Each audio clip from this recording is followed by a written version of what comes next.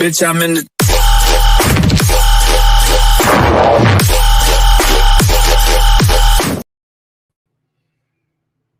Welcome to the show, ladies and gentlemen. My name is Brian, and if you're not following us already, please follow us at Talking Shit. You can find us on YouTube, Facebook, TikTok, X, and Instagram.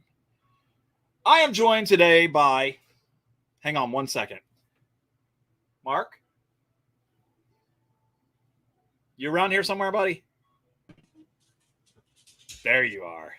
What are you doing, handsome? I decided to be a little late. Oh, that's okay. Ain't nothing wrong with that. Hey, so we've got a great show tonight. We have a producer, director. I think he's a writer. He writes songs. Oh, he's a musician, right? A writer for music as well. Yep. Really cool. Really cool. Who is that? Who we got? His name is Whit Whitman. Right on. You want to invite him on, or do you want me to? You can invite him on. Go ahead, do your thing. Hey, everybody. Whit, what's happening, man? How are you? Nice to be here, man. This is great. Hey, thanks for joining us, man. We always ask people, hey, would you mind joining us on a show? You were super gracious. You allowed us to view a movie, and we're going to talk about that just a little bit, but not too much. But you and your production company, Little Monsters Entertainment, we got to see like a preview of a movie that's coming soon. So we were pretty excited about that. So thank you for that. We really appreciate it. No problem. Hey, actually, you were the first one that's ever done that for us. That's reached out to us and asked us if we wanted to stream it, or And when I told Brian, he was like, "Really? Wow!" I was like, "That's cool." Yeah. And I was like, and the invite to Kentucky, man, that was awesome too. Unfortunately, we're a little bit. I've got a lot of stuff in the. I got a lot of fire pokers in the pit right now, so I'm unable to do that. And unfortunately, I think Mark is moving. Hey, yeah, if anybody watching this wants to come to the premiere, it's on October 4th in Louisville, Kentucky. You can come on to Little Monster Entertainment, go to our merch, and there's tickets to come. Yeah, buy the damn tickets. Come on, people. Damn tickets. Wow. So how did you get your start? That's what I want to start at. How did you get into doing what you do? Well, I'll tell you, when I was 14 years old, there was this little game called Dungeons and Dragons, and I started playing it in middle school, and then I was fortunate enough that I'm kind of a big guy. I'm like 6'4", 300 pounds, so I got to play college football for Murray State University, and I had a full ride there. And right when I got out of college, I got hired by a company called TSR. No one's going to know who that is now, but they were bought by Wizards of the Coast, who made Magic the Gathering, and now they own TSR. Then they were bought by Hasbro, but I worked for TSR on Dungeons and Dragons, and I've been a game designer I've done a lot of things. 15 years game designing, followed by dealing with artist reps. Like, where I got into my creativity wasn't just design, but I worked for famous artists and flew around the world, helped people, sold art into like Atari games, things like that. And so for like many, many, many years, I had mentors that were creative people. And when you're young, you just got to kind of hold your tongue and do what they want. And, now I'm old as shit. I'm 57. And about 11 years ago, I got into filmmaking. Actually, about 2.5 years ago, finally was when everything came to fruition. I've got 6 movies in the can. And I'm starting a school because I feel like I would like to teach people how to make films. So, that wasn't me. That was somebody else. That was me. I told my girlfriend, I'm having a meeting. Don't text me. But I need you to go to the store for me real quick, please. Yeah. So the long of the short of it, I've worked for a lot of people, done a lot of things. I'm ADHD, and and whenever you know anybody ADHD, they've done like 100 jobs, and but I got to the top of the gaming industry, tabletop industry, and said, I'm at the top. I know everybody famous. What can I do for the rest of my life that'll take up this time? I said, well, filmmaking looks pretty difficult. Like I wouldn't be able to figure it all out by the time I died. And I just started doing it. And the big thing is that filmmaking, the technology, the bar to enter it, like I know you guys saw my film. Mm-hmm. And some of the things I tell people, like once you put a film together and you want to critique, that's cool. Just remember that one person has 17,000 hours into that. Even if it's a good one or a bad one, right? They've got a lot of time dedicated because just editing a movie is about 200 to 400 hours, right? So, and of course, I used to be an art major and work for artists, so I'm cool. You know, you can hurt my feelings if you want. But I quit giving negative reviews to people because once you started realizing what that took, I go, I just don't bother with it. Now, I do like good critique, right? Like I think one of you asked me about, some people died. Why weren't they more emotional? Yeah, I asked you about the. I posed that question to Mark, and Mark said, "Okay, well, I'll ask." No, but we did guess on the son on why he didn't. No, no, that was a given. Like, in the movie, I said maybe. You can one of the things that I do different than other people, right? Like a movie of this caliber, without the newest technology being used, is about a $200,000 to $300,000 movie, and we got it made for right around $65,000. So that's because we're using all the newest technology. Like right now, I tell people, if you have an iPhone 15, if you learn to light, you can actually use that, and people wouldn't be able to tell the difference between the expensive stuff and what you could do on a phone. And with the advent of AI, we're 10 years away from movies being almost all done with AI. Isn't that crazy? We're going to be sitting in movie makers' studios. Will be 20 people sitting in cubicles, becoming what I call AI whisperers, telling the AIs what to do, because it still won't have the emotion. It won't have the plot twists. It won't have those kind of things. So you'll have people directing them. But what you're doing right here, and I tell people, don't fret about AI, because we're going to go into a world of live performances, everybody having podcasts and the Broadway plays, and because we're social animals, right? So they're going to take away some of the things, but then they're going to give it back in different ways. So we'll probably be more social. You'll see more Dungeons and Dragons and people showing up at the house, because we're definitely 20 years away from a 20-hour work week. Because AI wouldn't that be nice? What about my job? Do I get a 20-hour work week? Yeah, well, I mean, people can buy it. This all the time. Let's say you do this all the time. You're working, but is it a job? No, this is for fun. Yeah, this doesn't pay me. I wish it did. Mark doesn't have enough money. One day it will. I guarantee you. I'm hoping because it would be great to be able to say, yeah, we've succeeded at something, that we both wanted to do. And, we've had some great guests on here.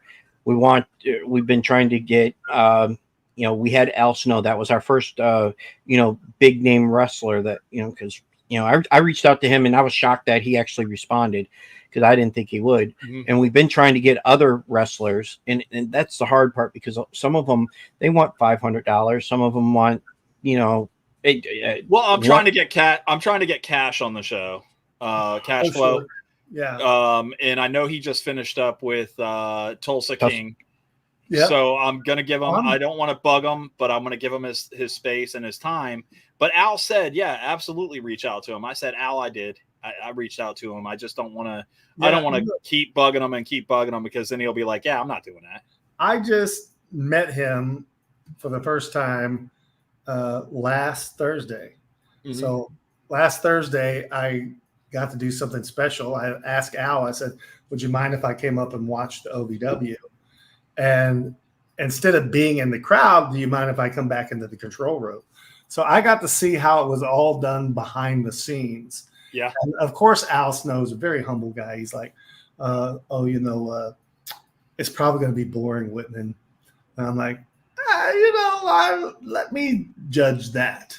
Because you have the ability to critique, like, hey, if it were me, I think I would pan this camera to this or something, listen, right? I was a fly on the wall because what he does is live television, which is completely different from shooting a film, right?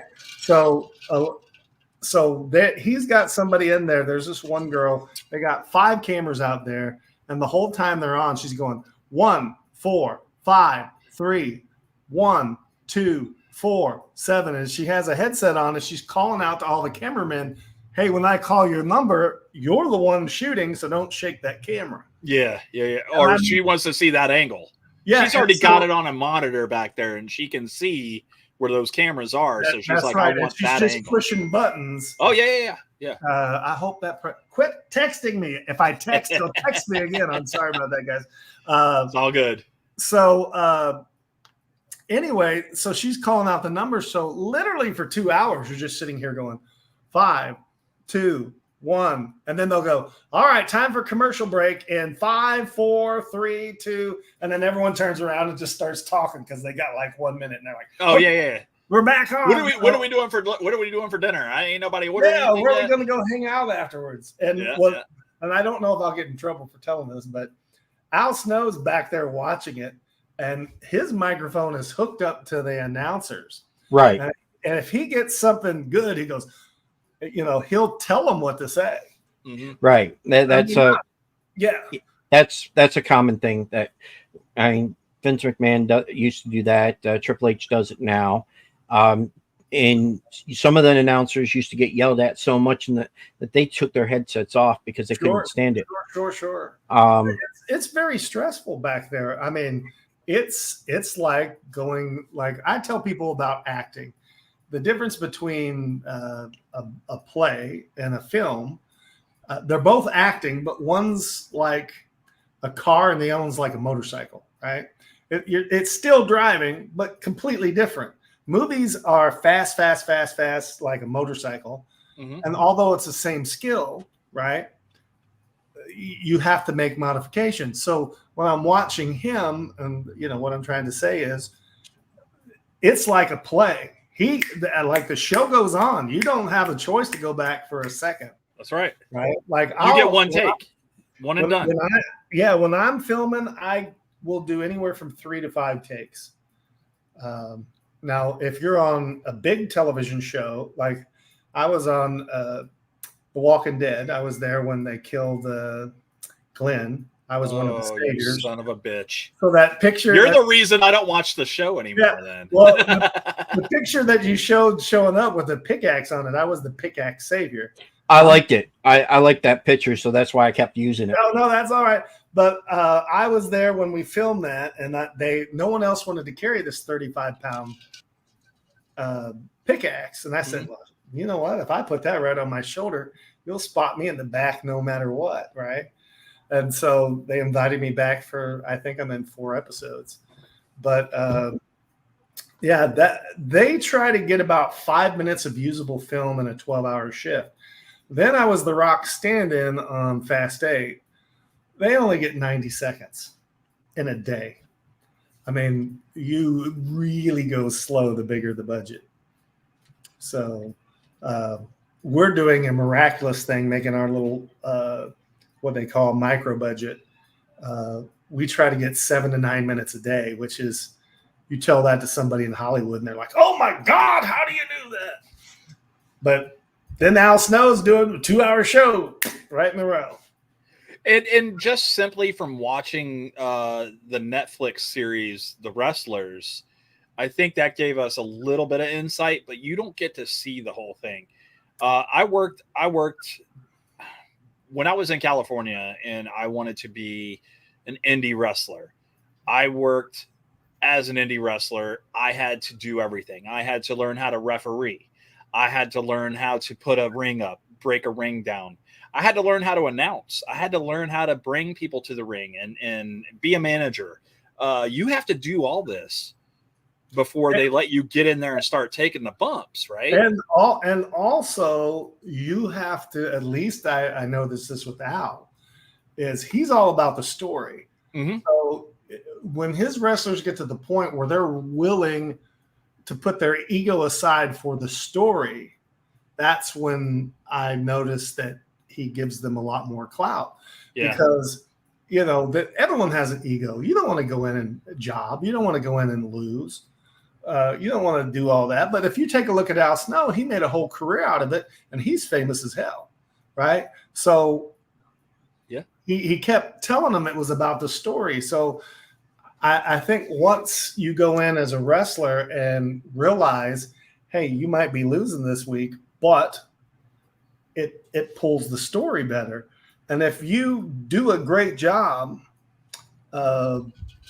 you'll get noticed. He has a wrestler in there now named Buzz Backlund. Oh yeah, he's supposed to be the Bob Backlund, but Junior character. I met him. He's a young kid. He's very quiet. Does a great job. Shows up, does what he's done, and man, I loved Bob Backlund back in the days. Yeah, and so Buzz doing a great job. I hope he goes far with that. And you mentioned something earlier about, if you show up to work and you listen to Al and you do what Al says and you have that ability to go to the next tier kind of thing. Sure. But there are people that are going to butt heads and say, I don't want to do it that way. I think we should do it this way. And I know he's got some bigger names at OVW there, which is fine. Have you run into that with what you do currently? I'm going to say you've had to have. And I'm not saying we're a point where you got to fire somebody. No. But like, hey, listen, I think we should do it this way because interestingly enough, I do a thing called education equity. When I film a film, I'm running an actor's workshop at the same time. So I hire my main actors to teach. So 2 hours out of the day, they're teaching the other actors, right? Mm-hmm. So I personally screen everybody and I write the films based on their personality, because one of the main things is you don't know if someone's coming in fully new or what their level is. So if you write a character that's pretty close to their personality, then I do with each of the students when they're in, I say, okay, I'm going to write you an extra monologue or paragraph. And then we're going to do this thing called a fourth take.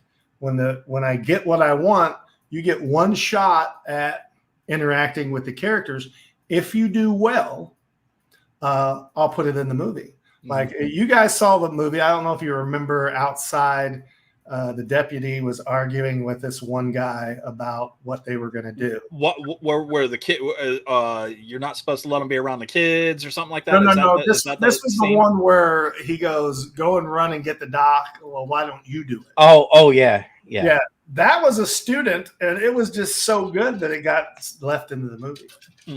Right. So we're trying to film a movie with the main stars and new actors and train them at the same time. Is it hard to train a new actor? Mm-hmm. Acting is completely a skill, right? Mm-hmm. If you listen and learn how to pretend, it's not hard at all. What I find is people who think they're going to be good, like car salesmen. Yeah, I'd make a great actor. That's me. I'm going to be a great actor. It's going to happen. It's a skill, right? It's a skill. And we teach everything. Like I always teach a course called Acting in Front of the Camera. Okay. So like, for instance, I tell new actors, and we can do it right here real quick. It's pretty interesting. But let's say that I'm turned this way and I'm having a conversation with another person. So are you, right? Mhm. But this is the camera. I always tell people, close your eye to the camera and then turn till you see it in your peripheral, right? This is your moneymaker. Don't turn farther than this now. So if you get mad at somebody, turn this way so the camera can see it. But remember where to stop so they can see most of your, because newer actors will spend their time like you'll get a half nose, right? Mhm. So I teach them Okay. to play towards the camera and then teach them things like when you go reach for somebody, you don't put your arm that's close to the camera in front of somebody. You're messing up that. It's like wrestling. You're trying to get them over. Yeah. So, so if the difference in film and stage play, your lines are 60% in a stage play. In a movie, it's only 10%. You need to know your lines so well so when you show up, the blocking doesn't get you. Yeah. So I do commercials for my job, and I rehearse that commercial because here's what they do to me, and this really kind of pisses me off. They wait until the day the guy shows up. The ad agency shows up. They're like, "Hey, we want to shoot a commercial on this particular machine." Listen, I could have freaking researched this whole thing and gave you a whole rundown, but now you're giving me 20 minutes. Yeah. But I feel like I do such a good job on my end because I ask them at the very end, how much editing does this need? How many takes do you want to do? Like, I don't want to do a bunch of takes. I want to do it one and done. But if I know that I messed up, I will get through the whole scene, and then I'll go back and I'll be like, man, can we just run that back one more time, or at least from this point, because I feel like I screwed up. Sorry, I was noticing the cat. I have one too. If she comes in here, you'll this is the only one that really likes to come on video. Sure. She's trying to take over the podcast. Doing commercials is a little bit different than all of it, but I tell actors straight up, it's the best money. Do as many commercials as you possibly can, because the movie industry just isn't as big as people think it is. If you put everybody making movies in the whole United States, 5,000 people are making the decisions. 50,000 people are the ones you see all the time, and about 500,000 is their supporting. So you take Lexington, Kentucky is 500,000 people. That's everybody making movies. You got all of Lexington, Kentucky in a film. What's happening? Yeah. I mean, but so it's not as big as you think, and there's absolutely a difference between the Hollywood model and independent films. We've seen that. We've watched a few of the independent ones, like mainly fan films. Oh, excuse me. Films. Yeah. We got a few friends that have made Friday the 13th fan films, and those are some of the good ones because they make it the way that they want it, and some of them turn out great. Some of them, they're okay, well, I mean, everybody's got to learn. Fan films is one of the best ways to learn, because it's just like any skill that you have. Like I used to play Texas Hold'em, and I'd read Texas Hold'em books, and I go play, and then I'd come back and read the book again and go, oh, now I get it. And it's the same way. You film and you look at all your mistakes in editing and come back and go, oh shit. Okay, this is what I'll do different the next time, right? But I get away with a lot of stuff because I just hire a really good director of photography. And, then I just show up and work with the actors, and I don't have to worry about how everything looks. And but the biggest thing I think that these small indie people need to do is just the most important thing on set. They think it's the video. It's actually sound. You really have to get good sound. Okay. Yeah. Sound is 70% of a movie. We've had quite a few writers, directors, filmmakers on the show, and you had talked about if you have an iPhone 14 or newer or something 15, like that. 15 and a half. 15. Yeah. That you can make a movie with that camera, with that phone. We actually had somebody that was. We did. We actually had a couple of gentlemen that are still in high school. They're making a movie called Night. Mhm. And they are filming the whole thing on an iPhone 15, right? Mark? Yes. Yeah. I was something like, what the hell? I Well, was like, this isn't going to be. No, it can be great. I mean, here's what you got to understand. You got to get a program that limits the frames per minute. Like most videos, 30, 40 frames a second, right? You need 24 frames a minute. If you actually look at any cinematic camera, it's 24 frames a minute with an ISO no more than double. So an ISO of 50. And then that camera's done. So then you look into the lens, you go, oh shit, I can't see anything. It's dark. Well, now you got to light it up. Or it's too bright. Well, now we got to take light away. Mm-hmm, right? Mm-hmm. And you do that with UV filters. And like I was on a film once, and the tint that they put on car windows, they would go outside, put it on the windows of the house, so it would stop the light from coming in. Okay. But shooting is very simple. 24 frames a second, ISO of a 50. Now you look into it and you light it. And it took me a while also to understand about lighting. Like some people just light things up and they go, oh, we'll do it in post, blah, blah, blah. But lighting is actually about taking light away and shaping light, right? So you're going to go through these phases when you're making films. Oh, I can shoot on an iPhone. Yeah, but now do you got the movement in there? Do you have angles that people want to see? Okay, now did you shape the light? Did you take the light away? Right? So that's what a good DP is going to do. And then you worry about the sound. But here's the thing. AI is changing. Like right now, 11 Labs has a sound cleanup. And you can take somebody who doesn't know sound very well, has just got a boom and a couple lav mics, and 11 Labs will make it sound like it's in a movie. It's just absolutely crazy what AI.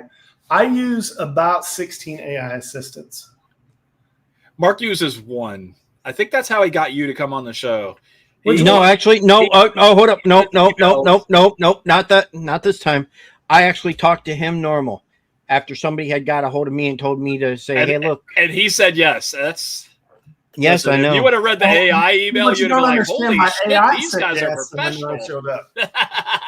Yeah, the person that sent me the message today, Al told us to get in touch with you, have you check out our movie and talk about it. And then I said, okay. And then they said, well, we'll talk with Whit and Whit Whitman, and we'll get back to you. They go, if you want, you can reach out to him. So I reached out to you. And then that's when we started talking. This is actually my first podcast. Really? Yeah. You're not the first one that said that well, about. You're doing great. We're not going to fire you. Oh, well, thank you. Well, you hope if I spent my whole life being a dungeon master and making flying around and selling things, I should be able to talk for a little bit. Mark said, hold on. Speaking video game wise, hold on. No. Mark told me. I didn't say video game. I didn't say video game. Okay. Tabletop. Hold on. And matter of fact, he's the one that told me. He said, "Little fun fact." Yeah. That's Whit Publications. Back in 1991, I believe we released that. I was 93. It said 93, I believe. 93. Okay, I can't remember. I'm old. Yeah, because I went looking up, facts about it because I wanted to see what it was like. They don't have a whole lot, but please tell Brian how much this game goes for right now. Oh yeah, so it starts at about $125 on eBay if you want to get them. Here was the cool thing about this. Okay, part of the game itself, it suggests that you have to walk from an open of a door, do your entrance as you would as your wrestler, and then you talk shit to the other players. And they all grade you on experience points on how well you did. Then you actually play the game. Okay. And so when we were test playing it, we would make our own theme music. One of my favorite characters, and I think somebody's used it, but I had a guy that was a garbage guy, and he would walk backwards with the beeping sound, and then I think there was some garbage guys that came in that did that, and so Duke the Dumpster Drosy. Yeah. Yeah, so then I decided I'm not telling the guys at WWF all my shit anymore. They're stealing my characters. Well, my favorite one was the Mimic, but I've never seen anyone do this. But my character was a Mimic. He wore all black, and whatever the hell your wrestling style was his. Oh no, there was somebody that did that. They did do that. Yes. They did that one. What about With, 10? What was his name? With his name's Aaron Stevenson. His real name is. Yeah, but he was he wrestled with Miz. Yeah. Oh hell! All right, now tell me if somebody got my crazy finish maneuver. I created the off the top rope pinch. I called it the snake bite. No, nobody's done that. Yeah, nobody's done the snake, but I mean, you got the snake that the Cobra, from what's Santino, his name? Santino Marella.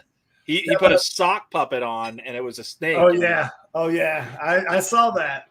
But the fun thing is it lists all the different maneuvers from level 1 to 4, and then say for instance somebody has 100 points, and you're rolling dice and taking damage. You can only use first level until you get them to a certain level, so you can't really just jump and pin someone. You got to wear them down, right? And then they can bulk up and shit like that. So it was a fun game. I had a problem with it though, was the WWF did not know what the hell that thing was. So I had 10 rewrites on the first one because they'd send me to the magazine department, and then they would send me to the book department, who had 2 different styles. And then I would send it back in. They just give it to the department that was open. They go, no. I'm like, look, you're making you're fighting with each other. Right. And so it took 10 months to get that out from the concept. We had 3 other books, but we sold 40,000 copies. It was crazy. Just right out of the gate. But I got a job offer. It made me famous. I got a job offer for Dungeons and Dragons, and I said, see I'm ya. out. I gotta go. But I'm out. Yeah. So you're one of the reasons why my daughter plays that game. Okay. No, I mean, I know it's been around for quite a while. People who play Dungeons and Dragons are some smart people. You know where they originally, before when it was invented, they would put ads in chess magazines, and there was a big crossover of chess players to Dungeons and Dragons. So I could see some that. Sharp people were in that. And my daughter, Dungeons and Dragons, I think, had more to where you had to. Basically it was like a choose your own kind of path thing. It was like, hey, you're going to take this character and either do this, or you're going to do this or this. Dungeons and Dragons is the poor man's acting, right? So the game master is like a director of a movie, and they give out little bitty pieces of script at a time, and everyone else is playing their characters as though they're acting in a movie. Now, if something happens, like you need to pick a lock or knock down a door, you roll dice, and if the number's equal to or lower, you pretend you did it. If it's equal to or higher, you don't. And it's basically a free-forming experiment of a story. And then sometimes you can do it all in your mind, or some people like to use miniatures and tag everything out. And then you have hit points, and if your hit points go to 0, your character's dead. And then you move on. But I've always said it's the poor man's acting. So if you don't have the opportunity to be in a movie or anything, play Dungeons and Dragons. You'll love it. Yeah. Unless my daughter plays it every Friday night, and we hear her laughing her ass off every Friday night. And it's a wonderful thing because she'll tell me about it every Saturday afternoon. It's because it's an interactive storytelling, right? And who doesn't like that? That's why I said, like, Dungeons and Dragons made a big appearance again over COVID, because everyone started playing it again. Yeah. And now there's live streaming everywhere of Dungeons and Dragons. And so one of the best social things. I think. The other game was Magic too. Magic the Gathering. Yeah, did the same I never thing. cared. I never cared for that Magic one. the Gathering. Yep. Listen, I got a story for you. It came out when I did the WWF game. Okay, so imagine I go there and I'm sitting there producing the WWF. Now I had hair back then, 10 to 12 inches on top. When I went to the headquarters, Shawn Michaels kept being pissy at me because he thought I was going to come and be a new wrestler. And but I had this big hair and whatever, and remember back then there weren't very many jocks that were nerds, right? Right. So that was the thing. I had a shirt that I was passing out shirts that said "Eat, Wit, or Die," and and I had this arrogant character, and so I'm sitting there selling them, and this guy comes up. He's the owner of Wizards of the Coast, and he goes, "I have this new game called Magic the Gathering. I just sold 500 copies in 30 minutes." And I look down at his name tag and I go, "Good luck, Peter. I hope it goes well." Oh boy. It went well. It went well. It went really well. It went well. I would have been like, here, Peter, here's my phone number. If I had a time machine, I would go back in time and give him $10,000 and say, just give me 1% of what you make personally. And but you just don't know when those things are going to hit. It's just really weird. No, that's true. Oh yeah. And, guys, we have hit our half-hour mark. Let's take a quick break. okay. Everybody refill your energy drinks, whiskey, and go pee. All right. We're gonna play. Let's see here. Which song do we want to play? What you got, Mark? I have 3 songs actually downloaded. Okay. One of them we're gonna save until a little bit later, and that's a surprise because you haven't even heard it. Yeah. I just produced he it. just sent it. He just sent it to me, and he said that nobody has heard it. So that one's going to be a little bit later on. I think we're going to play "I'm About to" from Austin Idol. Oh, okay. Yeah. I like that song. When I heard it, I was like, "Wow!" Who and wrote that's it? what I wrote. Yeah. I write all of my music. I have different people sing them. Right on. And so Little Monsters just started a music division. Nice. But it's pretty much me writing everything. But Hey, if it works, it works. well, So let's listen to it and we'll go pee while everyone's. That's having a- right. All right.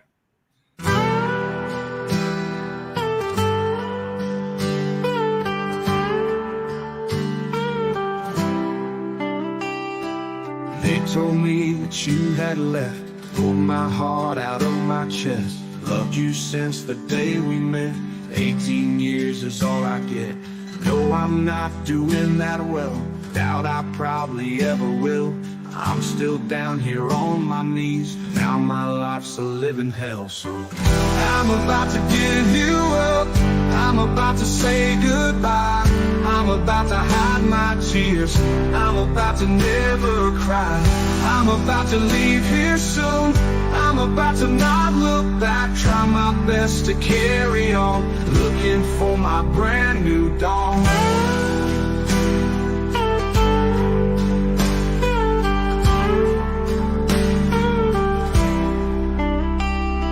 I loved you with all my heart since the first day that we met. And now you are up and gone, no way to ever forget.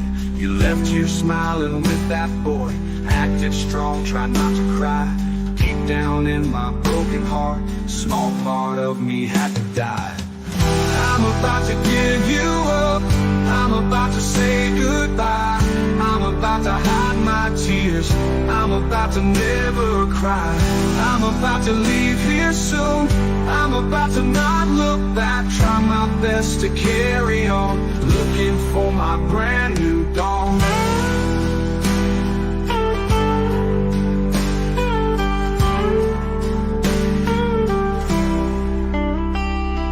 I helped put your corsage on. Tonight was your high school prom. We watched you both drive away. Your mom and me smiled and waved. Knocked on my door, police were here.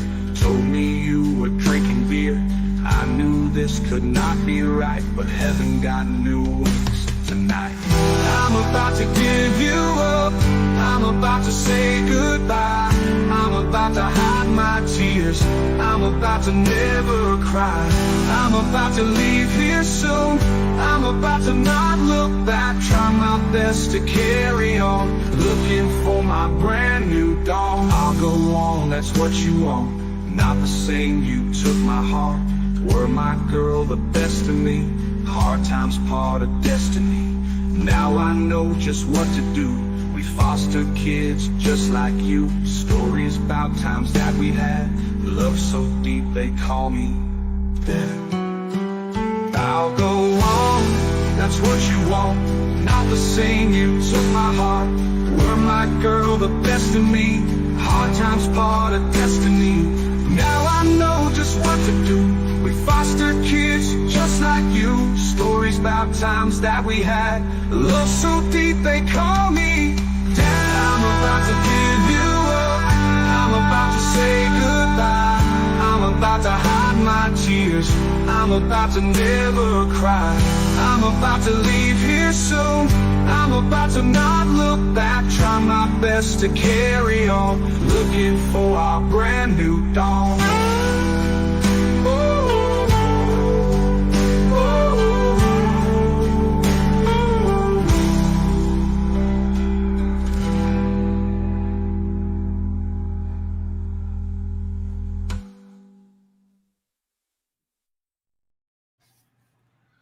I'm not going to lie to you. I caught the very end and the very beginning of the song, but I really enjoyed what I did here. So I am going to go back and listen to it again. Yeah, that's that song. The first time I ever heard it, I made a message. I said, "Wow, that's a damn good song." And is there a story behind the song? I've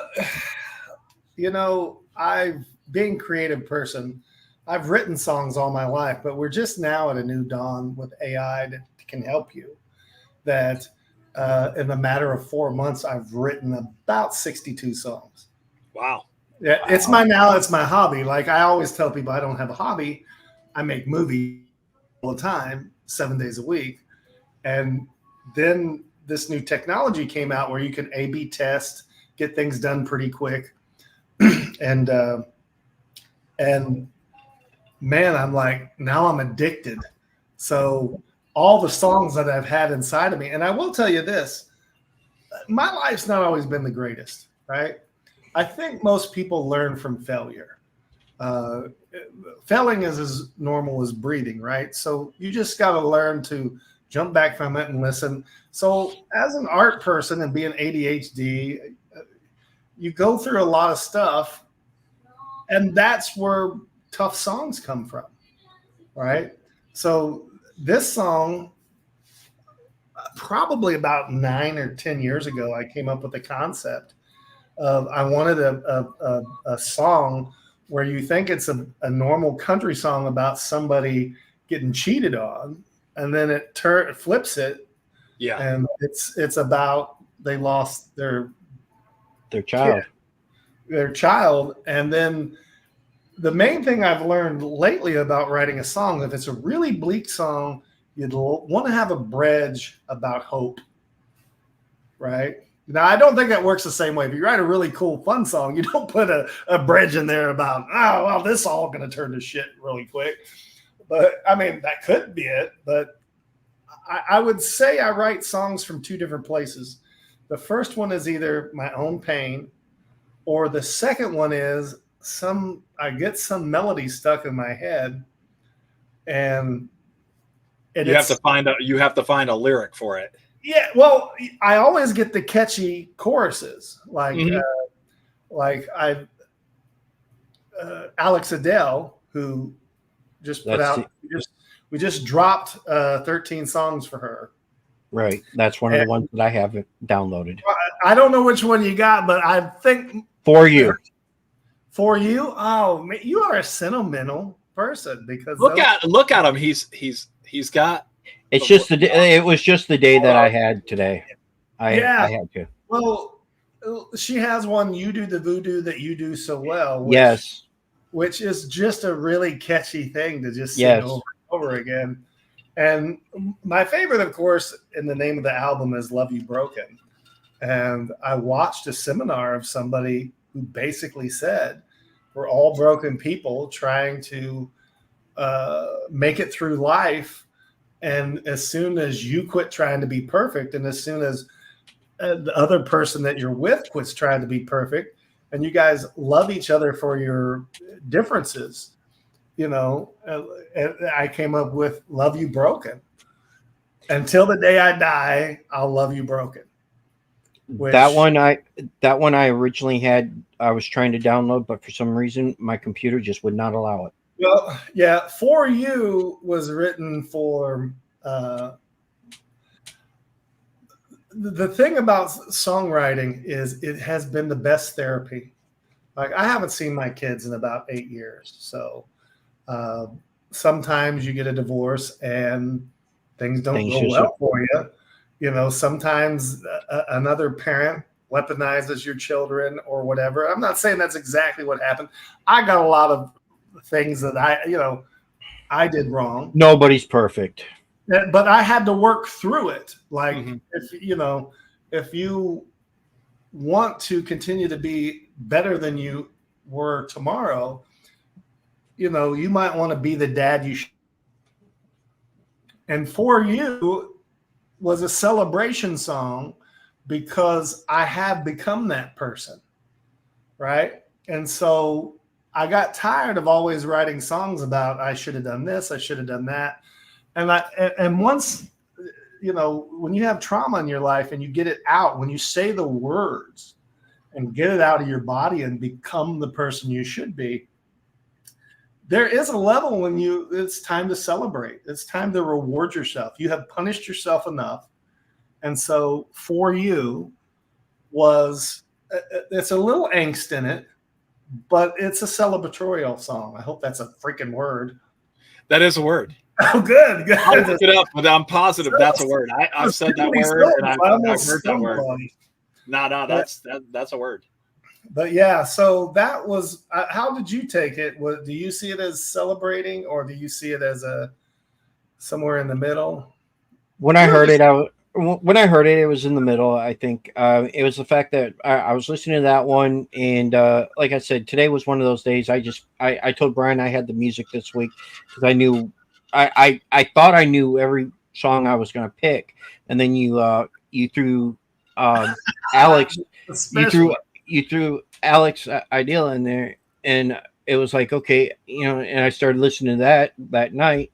I was like, dude, okay, now I got other ones that I want to pick, and then you threw me another one right before the show. Yeah, and that one.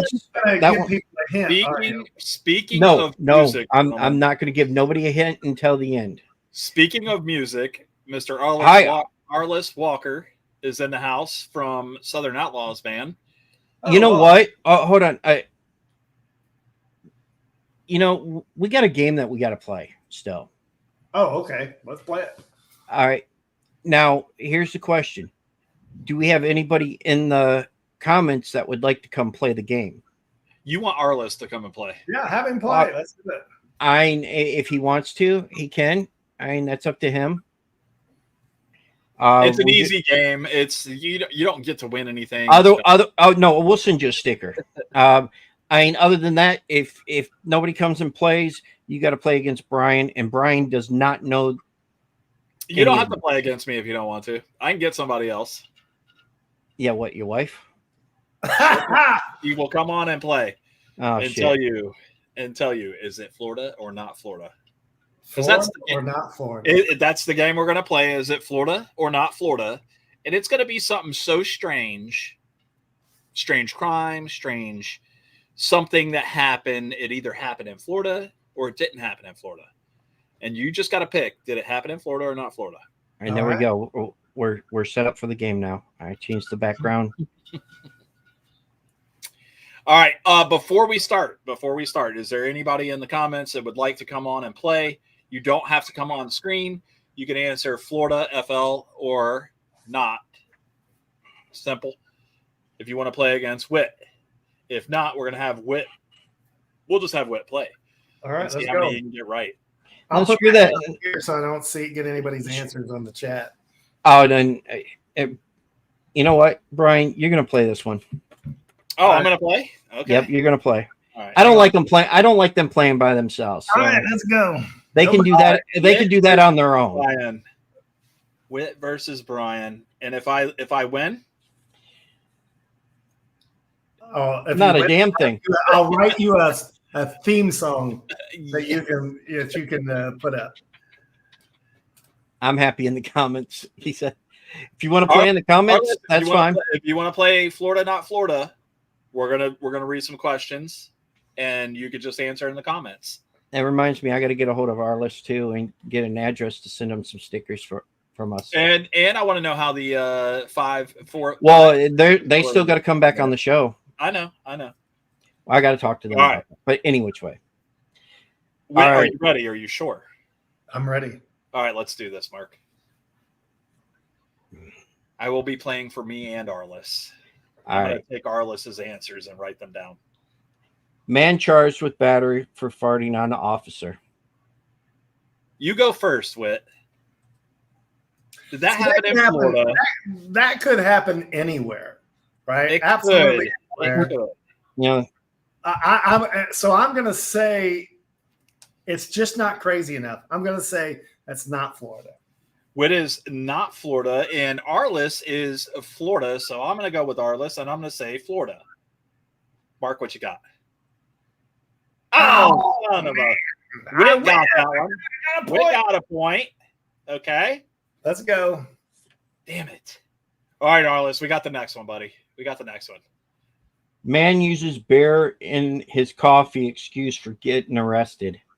You putting what in your coffee? Beer. He instead of drinking coffee, he was drinking beer and said that's what he does in the mornings. That's definitely Florida, Arliss. I'm going to go with Florida on this one, buddy. You know, once again, that could happen anywhere. Florida is usually crazier. I'm going to say not. I'm waiting for some crazy stuff. Arliss, are you good with Florida? I'm waiting. Wait a second. Let's see if he answers. I think it's Florida. I'm going to say Florida. Florida, I do that. We're going Florida. All right. Since I don't have something for this yet, it's Florida. Oh, Yes. okay. Well, we're tied now. Yes. All right. Here we go. Woman arrested for a food fight with her roommate. Throwing the butter was the last straw. I would think that throwing the straw would be the last straw. Well, Yeah. I'm gonna say that is a Florida one. A Florida, I mean, it's butter. Because it's such an odd thing to say. Who would just throw in butter for no damn good reason? I think we go not Florida on this one, Arliss. I think we go not Florida. So we got Whit with Florida. So I'm putting this down here. And Arliss with not Florida. And what do you got, Mark? Florida. You son of a bastard. Oh, 2-1. Sorry, Arliss. Arliss, don't listen to him. My problem that I'm having is when I think, should it be Florida or could it be anywhere else? Why did we pick we're going to throw some butter at my roommate? Because Butter was the last straw. the butter was the last straw. Okay, this one was when I read this one, I had to laugh and it almost put me in tears. So it was funny because of I just can see it happening. Cinnamon roll can explodes in man's ass while shoplifting. Yeah, that's Florida. Absolutely. That's not Florida. We don't do That's listen, 100% Florida. we don't listen. As a man living in Florida, we do not put cinnamon rolls in our booty. We ain't doing that. This is the can. That's You what know, I'm saying. We ain't putting no cinnamon roll can in our butt. Arliss, I'm gonna say this is not Florida. What do you got? Not Florida. Okay, we're not Florida. We're all not Florida here. Please tell me that shit happened in like yes. Oh. Yes. Well, did you come up with that on your own, Mark? No. Oh. You read it, but it happened somewhere, just not in Florida. Oh, it actually happened in Las Vegas. Oh, well, that would even make more Thank sense. goodness. All right, so we're tied here. Mm-hmm. Mm-hmm. Man arrested for having sex with street sign.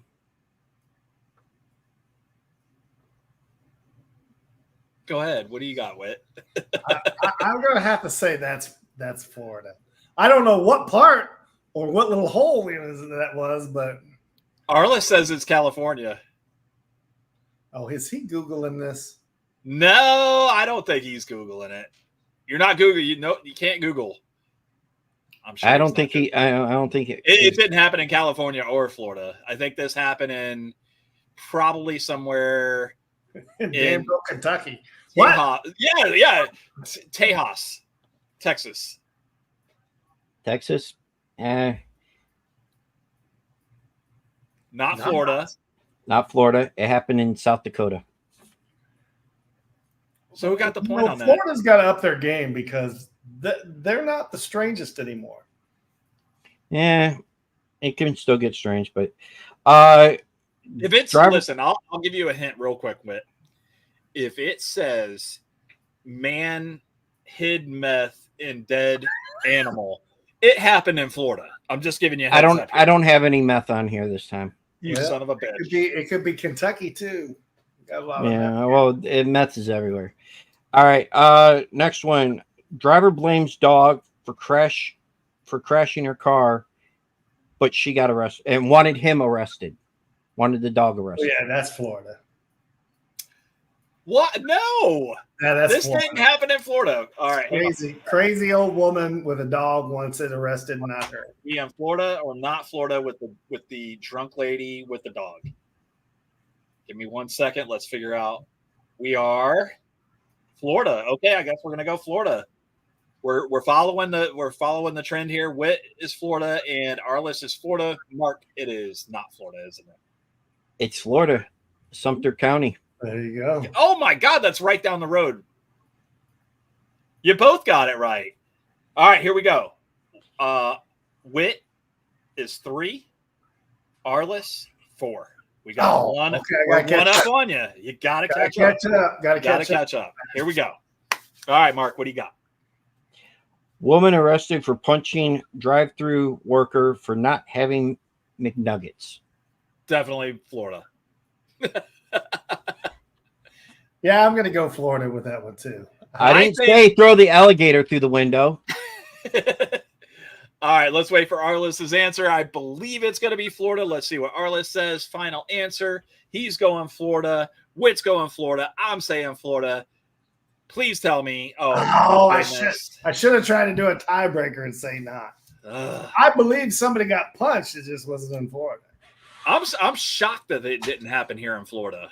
Well, the time that it happened in Florida was, the alligator being thrown through. Yeah, guy threw an alligator at somebody. Oh, you don't want to give me my chicken nuggets? Have the alligator. Okay, next one. Man eats underwear to try to beat the breathalyzer. So he wanted his breath to smell like shit.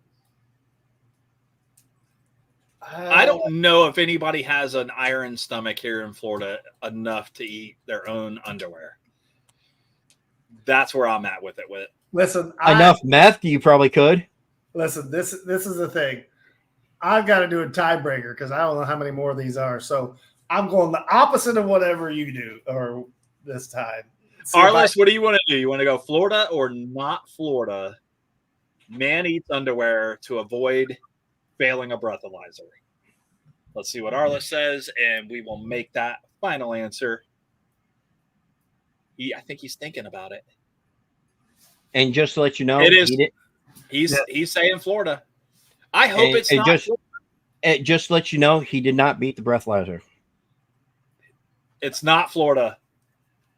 Whit got that one. We are tied up, ladies and gentlemen. We are 4-4. Three more to go. 3 more. We got 3? Okay. Yep. I got to try to get the lead here. Yes, you got to. Come on, let's go. Man arrested for masturbating while driving nude. Also had toy pistol in his ass. Not even his waistline next to him on the car. Literally in his butt. Places you can put it. You know, unless you're fat, you can put it in a fold. But Wait, you're first on this one, buddy. I'm going to say, absolutely, I believe it happened. I'm not for sure you do that in Florida because you get a sunburn. So I'm going to say not Florida. We got a not Florida and Arliss waiting on Arliss's I'm reaching answer for here. any logic I can. Arliss said Florida, so we got a not and a Florida. Oh, please don't be Florida. I want you to win, Arliss, but at the end of the day. He wants to have dignity in his state. What do you got, Mark? It's Florida. Son of a bitch. Fort Pierce. Oh, my Lord Jesus. All right. Arliss back on top. 5 to 4. Here we go. 2 to go. 2 to go. Man arrested for having sex with inflatable pink pool raft. Was it a chick? Florida? No, it was just a pink raft. He was just having sex with it. I don't.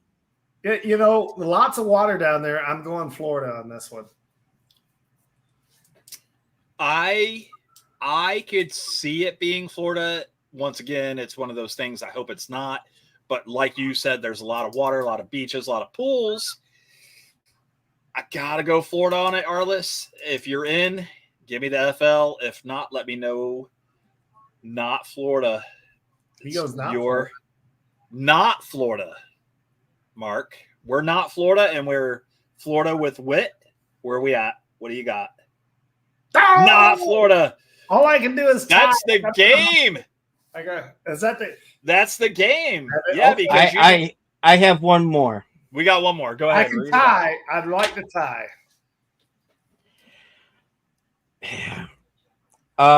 Drunk boater poops in water, throws pot overboard during arrest. Oh, that's absolutely Florida. Arliss, Florida or not Florida? Boater throws his pot overboard. I think it's Florida too. I almost say that it's Florida. Let's see what he says. Let's see what he says. I almost say that it's Florida.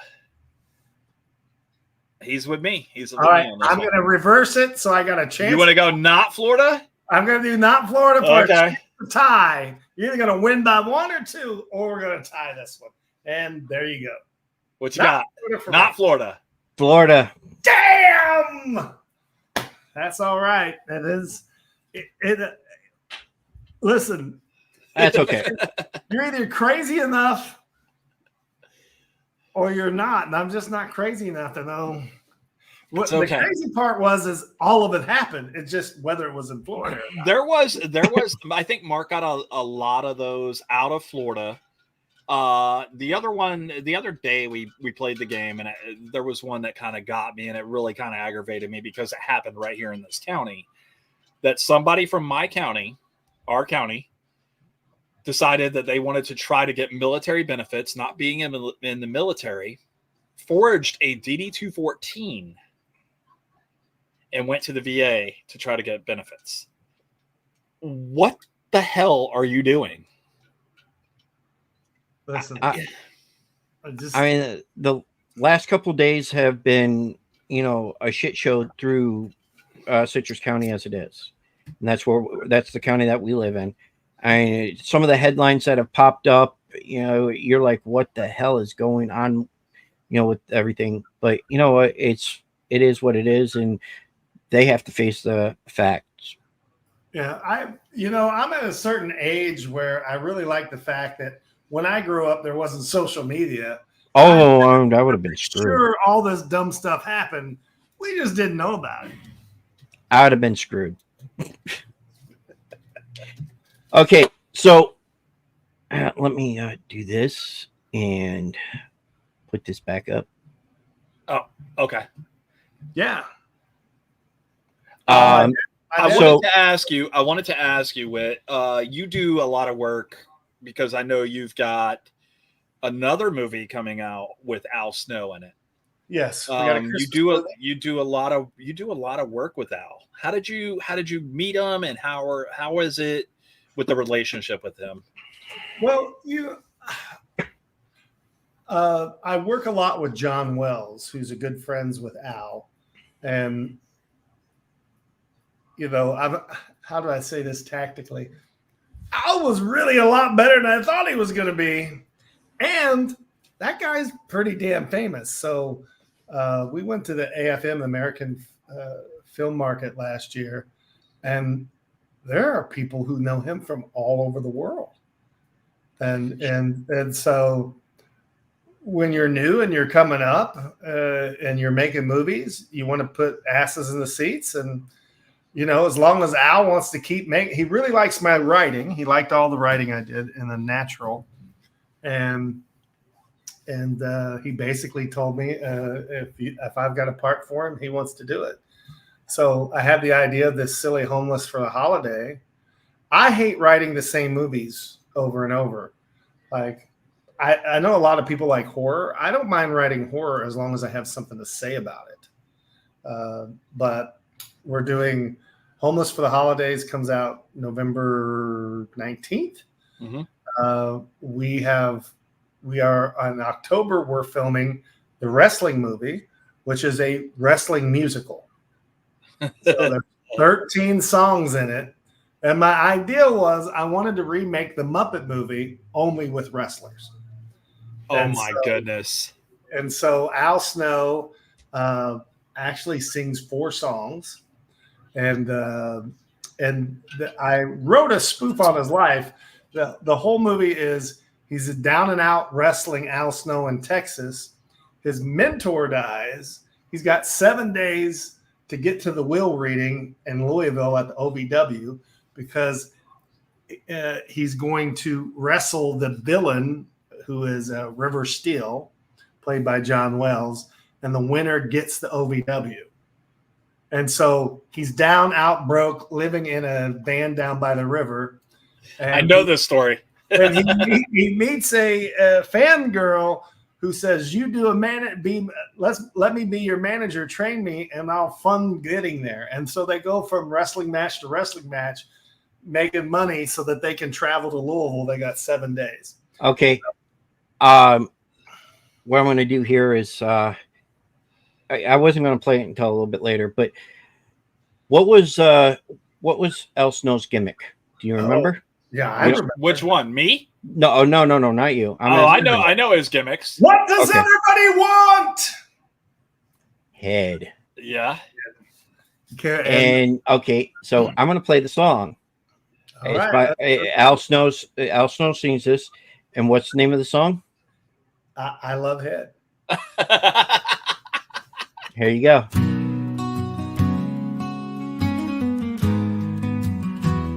She changed my life. It gave me strength to believe in myself when I was weak. I misheard. One day I thought that we went to places where few men tread, and now I'm here all alone, a jaded king without a throne. I need air. Sees the best thing since sliced bread. Sees the pencil to my lead. You heard right, that's what I said. 'Cause she studied me when we first met. We lived our lives with no regrets. Give me head. Without her, my soul's freaking and dead. A heart just hanging by a thread, wondering how we got misled. But I doubt that she would forgive me for the life we shared with duplicity. And I need air. Sees the best thing since sliced bread. Sees the pencil to my lead. You heard right, that's what I said. 'Cause she She steadied me when we first met. We lived our lives with no regrets. I need her. She's the best thing since sliced bread. She's the pencil to my lead. You heard right, that's what I said. 'Cause she steadied me when we first met. We lived our lives with no regrets. I love her.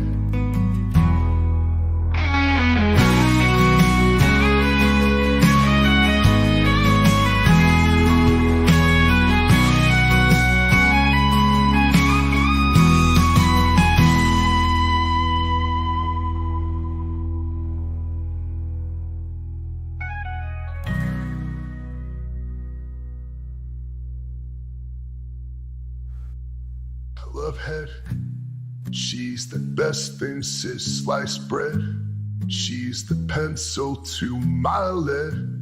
You heard right, that's what I said. 'Cause she steadied me when we first met. We lived our lives with no regrets. I love it.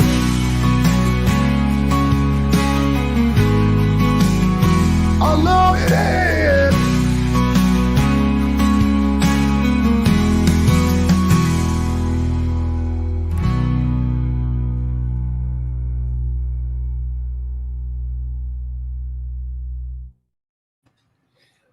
Yep, definitely playing that song tonight.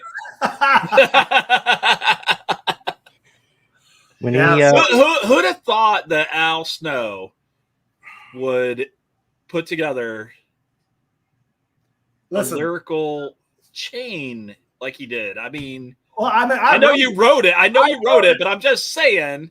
But here's the thing. I don't think anybody else could have sung the song and been like, Yes, exactly. I pitched this movie about a year ago, and it was to like doze looking in headlights. You want to do a what? A musical? But everything has turned out so well that he's like, well, all right, Whitman, I'll give you one more chance, but if you mess this one up. But we're getting ready to film it in October, so we actually had to have all the songs done. So that's like where I got into writing the songs. So it's 13 different songs on that. Now, of course, that's the most. I mean, it's a comedy, right? But it's a comedy because it's not a comedy. If you watch the Muppet movie, they travel from place to place. It's not trying to be a comedy. It's just dumb things are happening, right? Mm-hmm. And so, we reached out to a couple other wrestlers. We'll see if they'll do some cameos in it. But once again, it's just a basic Al goes from one place to another picking up misfits and tells everyone, come on, you can wrestle in the OVW. Creating OVW. It's like he's creating it, right? Yeah. It's like he's put it all together. Yeah. So, and some movies, when you're trying to make a movie, there are certain ones that sell. Family movies actually sell. So you make a PG movie like Homeless for the Holidays is a silly little movie about a bunch of homeless people, and then they find a body with money on it. He happens to be the richest man in Danville, Kentucky. They take his money, go dress up like what they think rich people would be, and then they go and live in his house for Christmas. And we saw the preview. We're excited. I was laughing. I was like, okay, I like it. It's goofy, and I guess I found I can do it because I like humor, but comedy is really hard to write, what I've been told. But I do know as a director, what makes comedy good is as long as your actors aren't in on it being funny. They have to be serious. You're either making something like Saturday Night Live where they're in on the joke with it, or you need to make sure that everybody's as serious as they could be while they're doing the dumb things. Mm-hmm. And Al Snow showed up for that one, and we talked about his character, and he basically said, I'm just playing myself as 12 years old. So the character you see in that is Al Snow being a 12-year-old. Okay. And when I write, I will tell you, I always try to say, can I put a plot twist in here? So there are a couple plot twists. It's not just a silly movie. I'm going to try to make people cry. I always love to make people cry if I can. And then, it's the same with Unnatural. I tried to fake you out a little bit a couple times on it. Hopefully it worked. Don't want to tell anybody anything, but I will tell you what, if you guys want to see Homeless for the Holidays, I have the screener. Yes, we do. Yeah, we'd love Of course to see we that. do. So since we're talking about Homeless for the Holiday, how about we just show people the trailer for it? Yeah, let's see it. Yeah.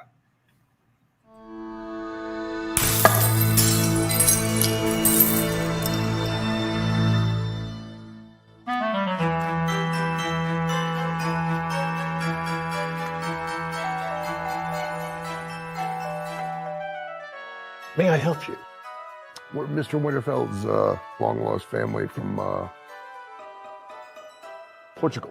Because every Christmas present gets shaken, shaken, shake it like you just don't care, care. When the snowflakes fall, I just love it all. Christmas trees 10 feet tall. I'll jingle bell dance, jingle bell dance, jingle bell dance.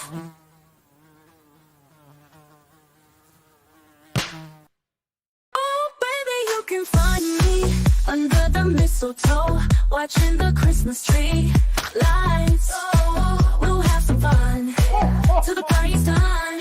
Still looking merry and bright, because every Christmas present gets shaken, shaken, shake it like you just don't care, care. When the snowflakes fall, I just love it all. Christmas trees 10 feet tall. I'll jingle bell dance. Oh, hell yeah! Do you have anything better? Watch me jingle bell dance the night away. Please do not touch the ball, sir. Have I ever told you how I threw the game winning pass for my college bowl game? Oh, anyways, you know what the hell we say? Actions speak louder than words, so why tell you when I can show you? Put down the ball, sir. What the hell? I'll still keep the party running all night, all night, all night. I think it's going to be pretty funny. Thanks. I'm pretty excited to see it. I am. I will tell you that throwing the football part, I haven't touched a football since I was in college, but I told everyone, look, if anyone's going to break a window, going to break anything, it's going to be me. So I actually throw the ball. And so Douglas Vandermeer, who's the guy that gets hit. What the hell? Yeah.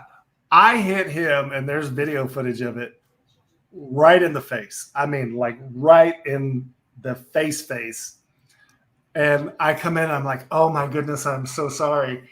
And he goes, I know you didn't mean to hit me in the face. I go, no, you don't understand.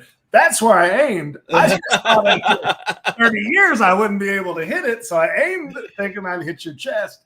But apparently I still got the spin of throwing the football, right? So How many times did you have to do that take? once. I hit One and done. Once? That was it? Dude, if I get hit in the face one time with a football, we're done here. We're not doing this. Yeah. I mean, I don't care if anything else on film is effed up right at that point. You are not hitting me in the face again. I'll just let you know. Yeah. So, I mean, I doubt I could do it twice in a row, but I had a very small window. Like John Wells was standing. There was this much between him and the door. And I was, probably 6 foot back. I had to be back behind the camera. And so those are the fun things you get to do as a director. Like if anyone's going to jail, it's me, But there's a part you cut out because it surprises Doug so much that he forgets his line. And so I can hear me go, "Say your damn line!" What the hell? Because I mean, he just so there's a whole lot in a movie where you sometimes things get cut out, but I've been real lucky. We got Doug is one of our executive producers. We have some really good instructors, and Homeless was just fun to make. And there's pie fights, there's dance offs, there's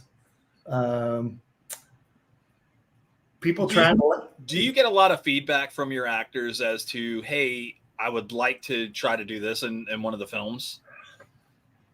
Like you have something planned already, and they're like, yeah, oh, dude, I'd love to do this. Here's the thing: I spend a lot of time listening to them, so I pitch the movies that they already want to do. So, do they come up and have new ideas? Yeah, I mean, Douglas wanted to. We've already shot Unnatural too.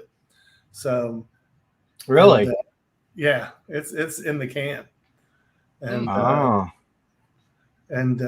it's a trilogy. We'll probably shoot the final one, but I will tell you, it's nothing like the first one. So, we got the trailer for the first one too. We'll play that in a few minutes. Yeah, this one we went even higher. Actually, got a Gatling gun in this one. A lot of action in the second one. I like Gatling guns; those are cool. Yeah. We got a company. Oh man, it's so horrible. I should have their name because they sponsored us. Sent it from Michigan. God, I should know their name.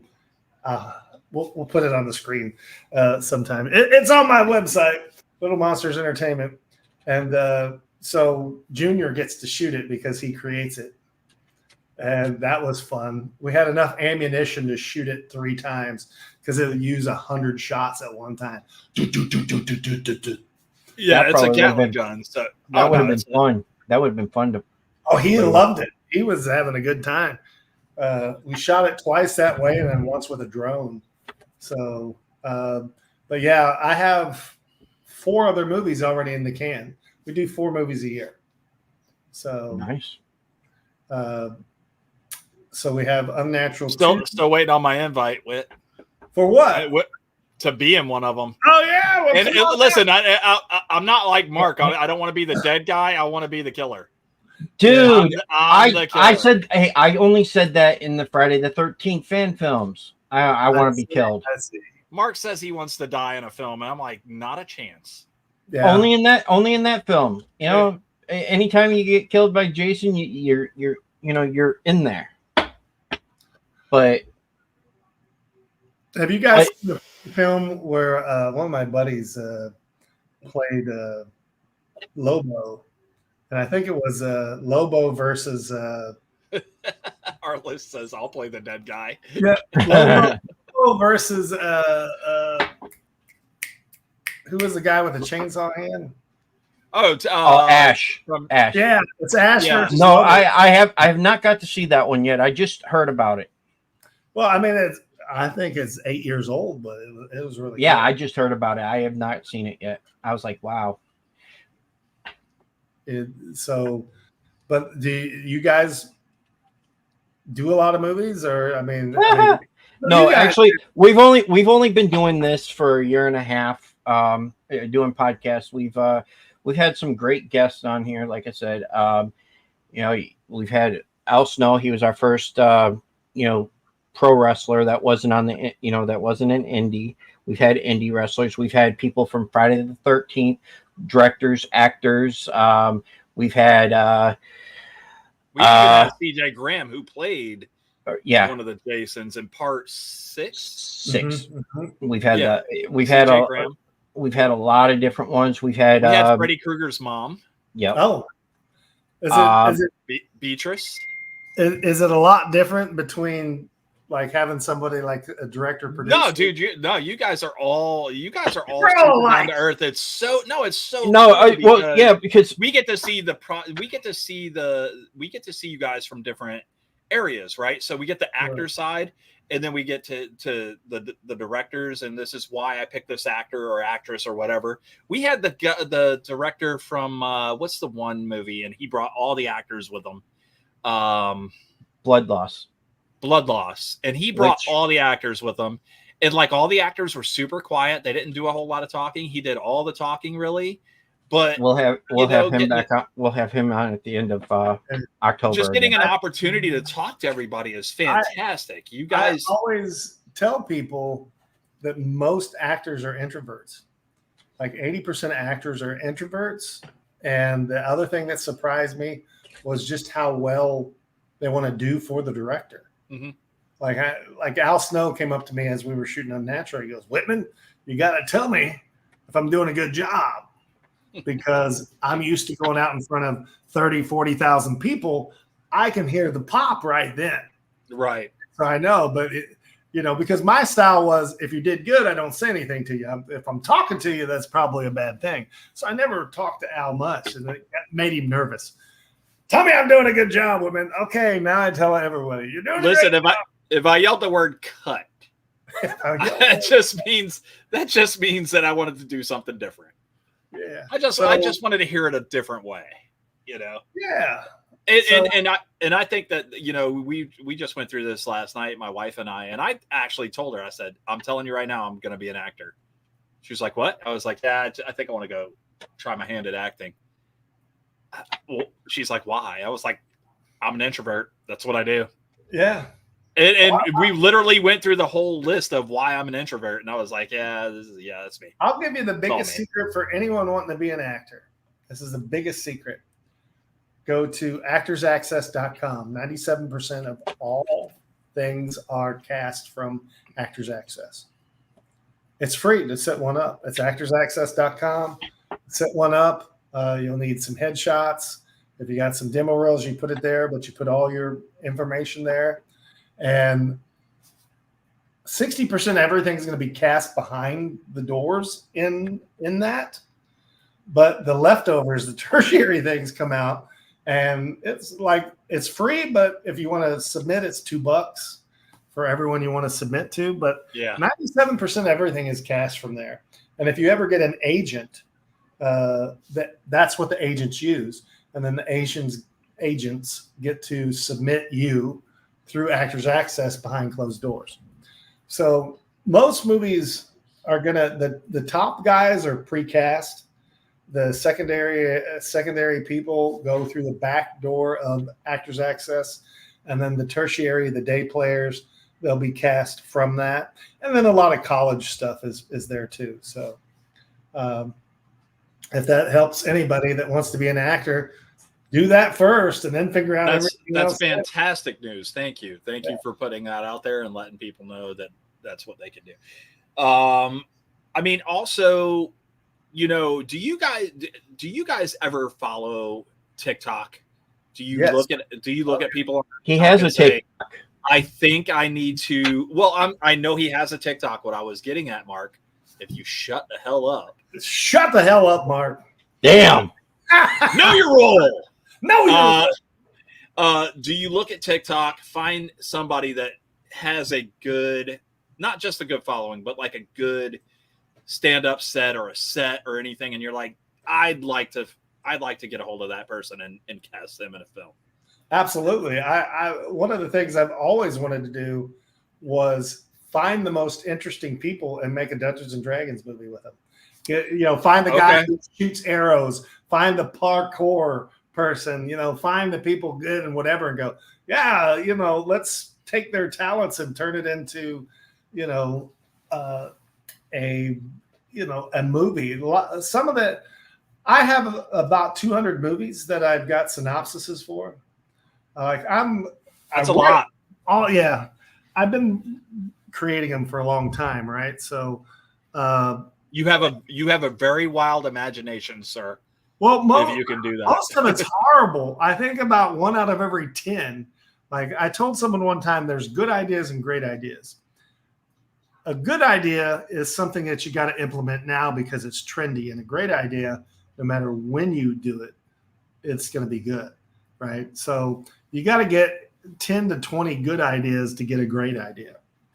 And So that one movie that I keep playing in my head over and over again, it's probably not a good idea. I don't know. Yeah, I mean, here's one of the most arrogant things I ever heard anybody say. When I was working for the company that made Dungeons and Dragons, there was a designer who said everyone has one good game in them, and that's where it should stay. And basically, what he was saying was, leave it up to us pros who are making lots and lots and lots of them. But here's the thing that I disagree with that. Your life is your life. Your fantasy is your fantasy. I used to, when I first started teaching people acting, I'd be really hard on them, really hard, because being an actor is very difficult. It's a lot of networking and whatever. But then I got to the point as I got older, I said, well, who am I to shit on your things you want to do? I mean, America is about pursuing what you want to do. So if you want to come to one of our actors classes, I don't care what your level is, we're going to give you the same as everybody else and give you the rules of how you play this game. You're going to see by the rules that it's difficult. But once again, I'm not for sure. It's up for me to tell you shouldn't do it. If this is what you want to do, have a fun time in life, right? And I mean, we only get one shot, right? So yeah. I mean, if I'm sitting over here telling my wife like, "Hey, I think this is what I want to do," I'm probably going to try it a little. I'm not going to say that I'm going to take the leap or the jump or anything. I mean, hell, I do the commercials. I do them because I was asked to do them, and then nobody else wants to do them. So I'm like, yeah, let's go. What do you want to do? What do you want to do? The next biggest secret I could tell anyone who wants to be an actor is learn one thing of crew. Like, for instance, the fact you guys do a podcast, right? Mm-hmm. That's promotion. That's a thing that you do, right? So when somebody in low end is casting characters, it's not always about how well you act. It's about, oh, he can do costumes and do the props. Gotcha. And they can act. It really is like everyone's wearing several hats. And the more you have to offer for a small indie, the better chance that you have. And I've been trying to teach people, like, what kind of money can you expect, right? So in the beginning, I tell everyone, at least get gas money, get $50, all right? Start off by getting $50. If it's a college movie, yeah, okay, donate some of your time. And you're going to stay in getting $50 for a long time. But what are the numbers that you can really expect? Well, your next tier up, where you kind of made it to the middle of the pyramid, is you're making about $150 a day.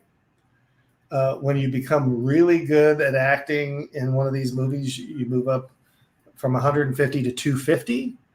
Then there's a 350, and then if you're pretty much like top of the game, it's like 500 a day.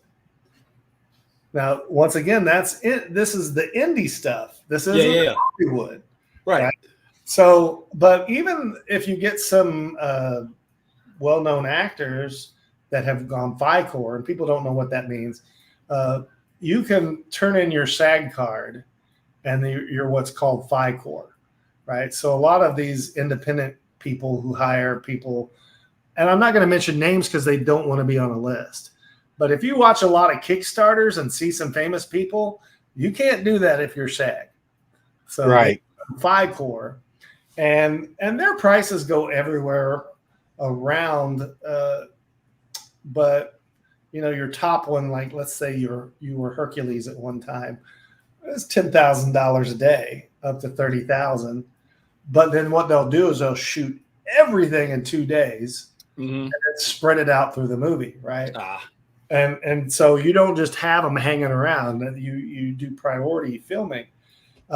Some other people, I think I can say Eric Roberts, right? He's FICOR because he's got the Guinness Book of World Records for being in the most movies. I think the man. Really? Yeah, you should look it up. Like, just go to IMDb. Look how many movies that guy's been in. I think it's over 1,000. Eric Roberts. Yeah, well, that's Julia Roberts. Oh yeah, yes, you are correct. He's been in a lot.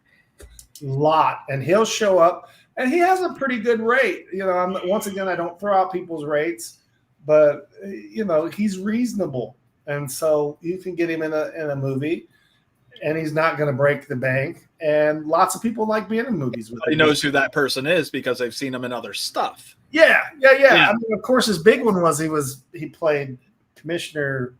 No, well, he played Harvey Dent in one of the Batman movies. They never turned him into Harvey Dent, but he was Harvey Dent, and he's a really, really good guy, right? So a lot of people will go out and hire people like this to get the more funding for their movies. Yeah. And once again, would it be unreasonable? Let's see, 5 days, 2,500. That'd be a little low for him, but you know. In reality, I tell people expect 250 when you kind of make it. And now if they cast, like those people, they'll only get 1 or 2 days of work. If they cast for 2 weeks, you're getting that 250 for 10 solid days, right? So you're going to make 2,500, 3,500 bucks. It's not a lot, but you know, these movies, is for me. These movies, you know, made for between $60,000 and $100,000. Listen, Mark has 2 fake hips. He can't walk. He would be a great, like, some person that can just drag their body. Hold up, wait, time out. And I'd give my him second and be like, my second hip is not done yet. So he said yet. Well, it has to be. It's dying off. Yeah. So, sorry about that. Somebody texted me and threw me off. Somebody was saying that somebody got arrested by the FBI for making AI. Wasn't me. Wasn't it? Didn't do it. Was it in Florida? He's checking. Is it Florida or not Florida? Yeah. There's a lot of All stuff. right, guys, your turn. There's a lot of stuff people are making AI shit over, and you know, are they getting in trouble for it? Because evidently, the one guy did. You shouldn't have created AI. Period. Well, you should not have created AI if you didn't want to get people in trouble. I mean, the one guy, he was making child porn of AI. Oh, okay. Oh no, First of all, I think that should not even. I don't think that should have been able to be made at all. That's but I only use AI for to write stuff out. Yeah. Well, I work with about 16 AIs, and what I tell people is I don't have it generate for me; it assists me. So you can use, like, the reason you can see me doing all this stuff a lot, like I use it for crap work, like answering my emails and things like that. When it comes to creativity, here's what I learned. One time I said, let's see if I can write a script with AI. What happened was, here's where it helped me. It was so bad that it made me angry, and I rewrote the whole scene. So now I use AI of like, okay, this is going to be horrible, but it's going to give me the energy to finish this because it's not going to be anything like what I want, right?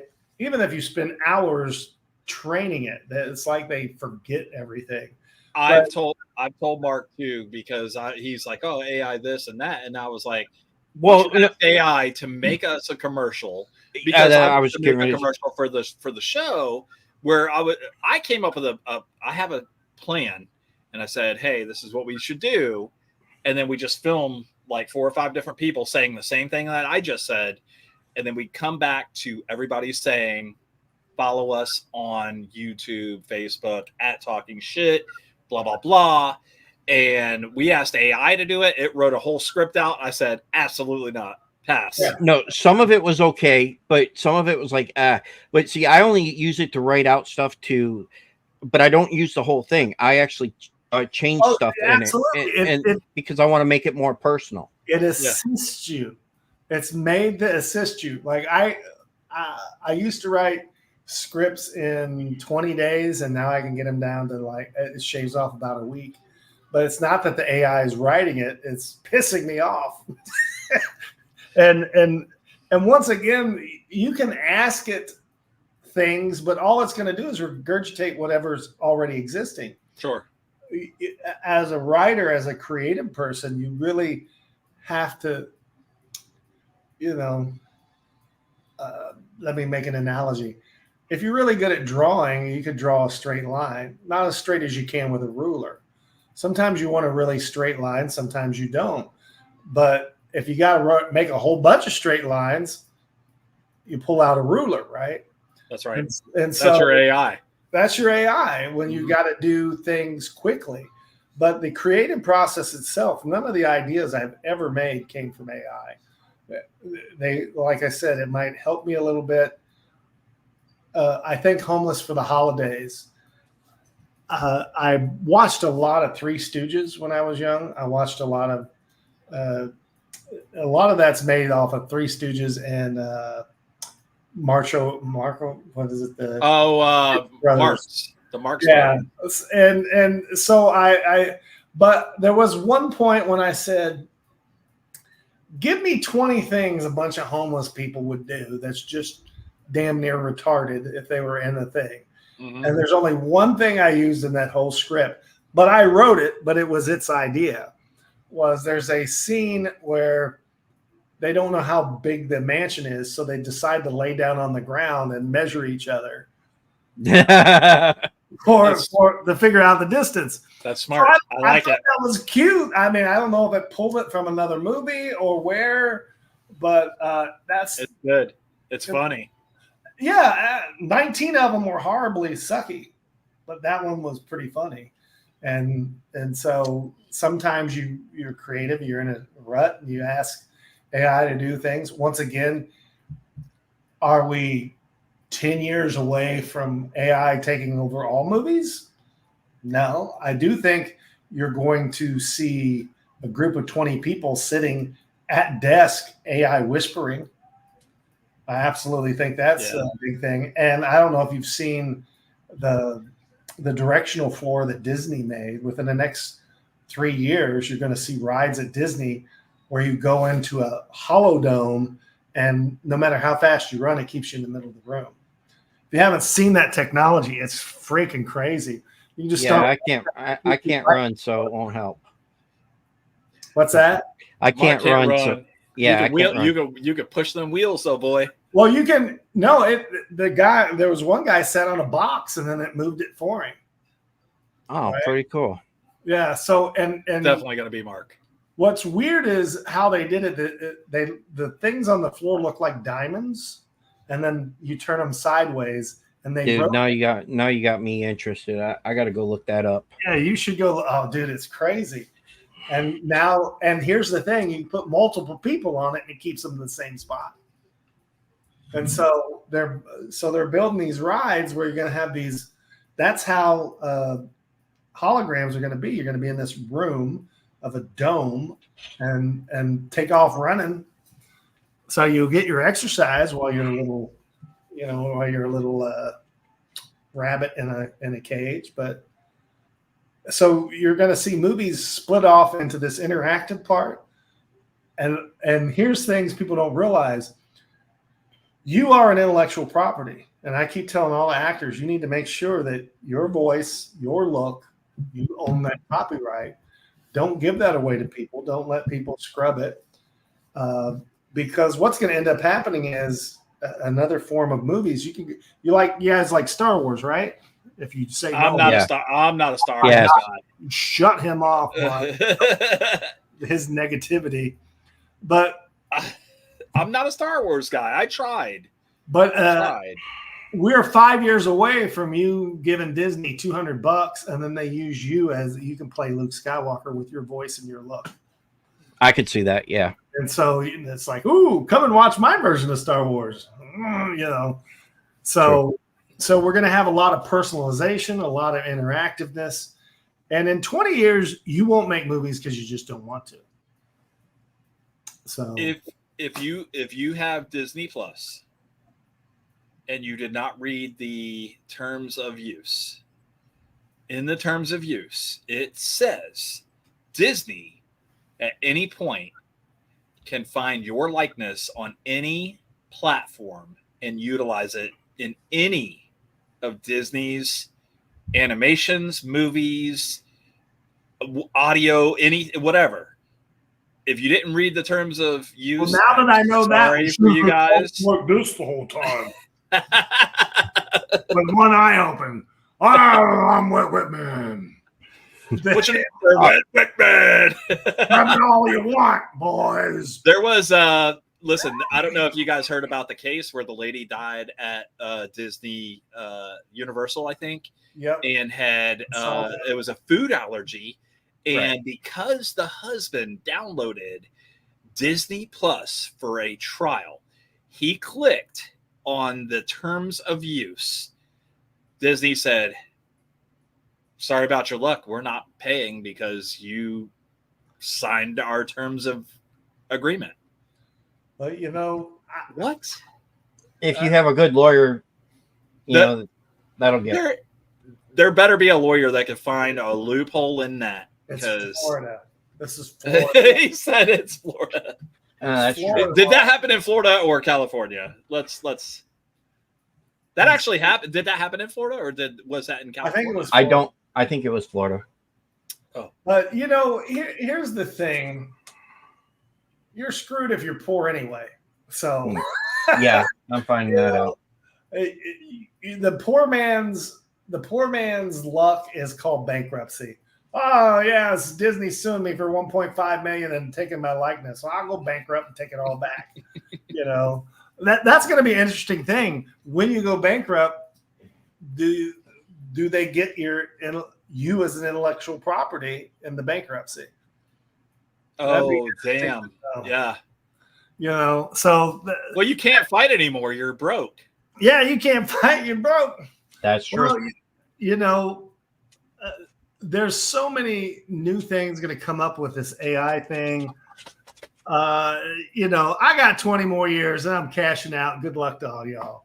You know, I'll be gone. But you signed the terms of use for Disney. Yeah.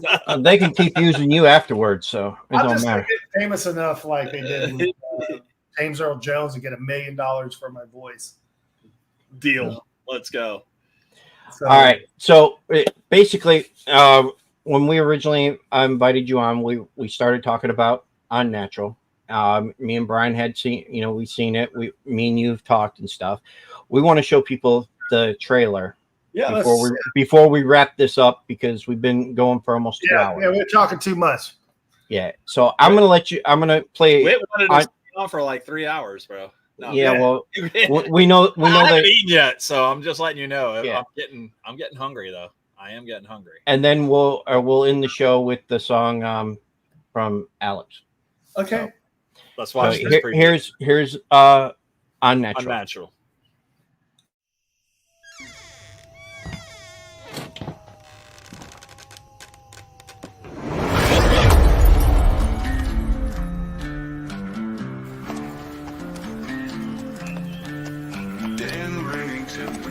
So hard as steel, chosen by God, because that's the damn the battle of the heavens, good versus the vile. Eat you first, ask later with a deadly smile. Shoot. Don't worry, ma'am, I'll pay for that. Okay? And those two. Look, don't be going like all innocent. Okay? I'm on a mission from God. Oh, that's crazy. Look, lady, my parents were killed by werewolves last night. My grandfather talks to ghosts, and we're in a town full of vampires. Crazy's not even an accurate word here. We fight for the weak and stand for what's right. We don't take what ain't ours and we sleep well at night. We've got each other's backs. We stand up for the few. If you need to know why, that's what Remingtons do. Don't want to die today? I'd suggest you get the hell out. Which way do you want me to throw this one? Okay, major point. Well, I gotta throw the thing that's lit.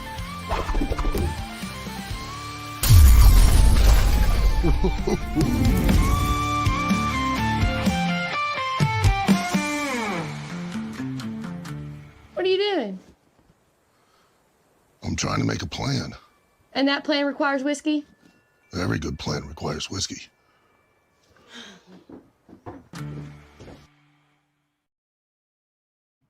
Every good plan requires whiskey. That's right. So I was thinking every good plan requires liquor. But if whiskey's what we had on scene, then that's what we're doing then. So. I think in that one it was tea, but you don't want to give that. Actors will drink that, so you need to not get involved. Listen, it's sweet tea. It's not really sweet tea. Enjoy. Yeah, that's what they tell you. It's just water. Why is everyone acting so? Why do I have to make that face when I drink this?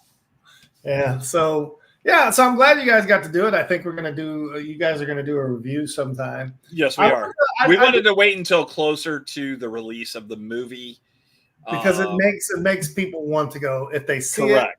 it. And Brian goes, I didn't like it. Well, now you gotta go see why Brian didn't like it. Listen, it wasn't that I didn't like it. I'm there in were one certain direction, but there were certain things in it that and that's what we're going to talk. That's what we'll talk about, and you'll find out. That's fine. I like the movie. Don't get me wrong. I did like the movie. There's just things that if I was only disappointed. If my name was Whit Whitman, I would be like, "You're right. I'm going to fix this. I want to change this." Or let me answer this question for these folks over here. And that, Mark asked you a question beforehand about the film, and I said, "Okay, I understand that. I just wish that there was a little bit more in this direction." Sure. You know what I'm saying. But see, here's the wonderful thing about that. The fact you have an opinion. It helps, right? Yeah. If people don't like your stuff, they watched it. Yeah. Right.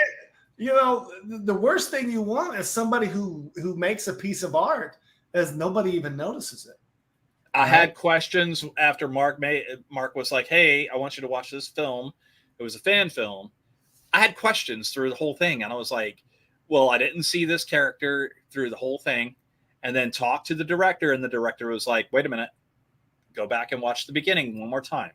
Yeah. At the beginning, he was in the movie the whole time, and I was like, "Shut the fuck up." I was like, "Dude, what the?" No,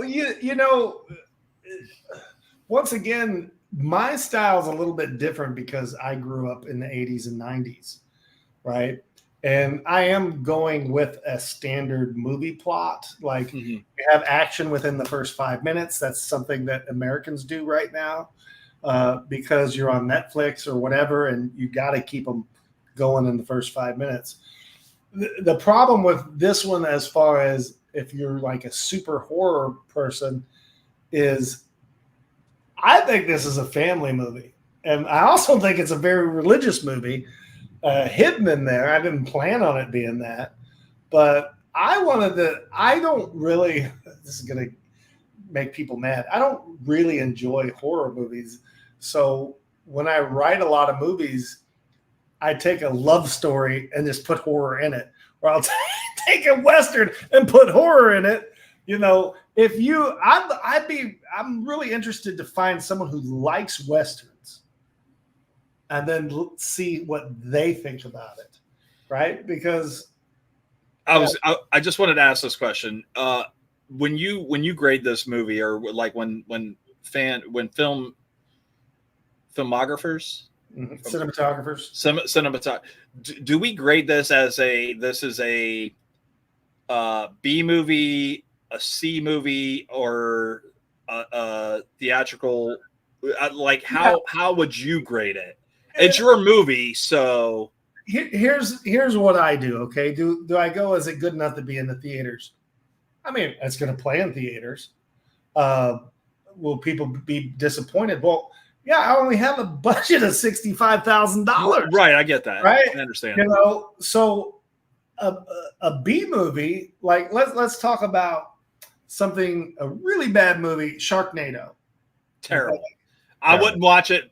I even seen the previews. I'm like, $900,000 that they make it. No. So I made mine and 10% of Sharknado.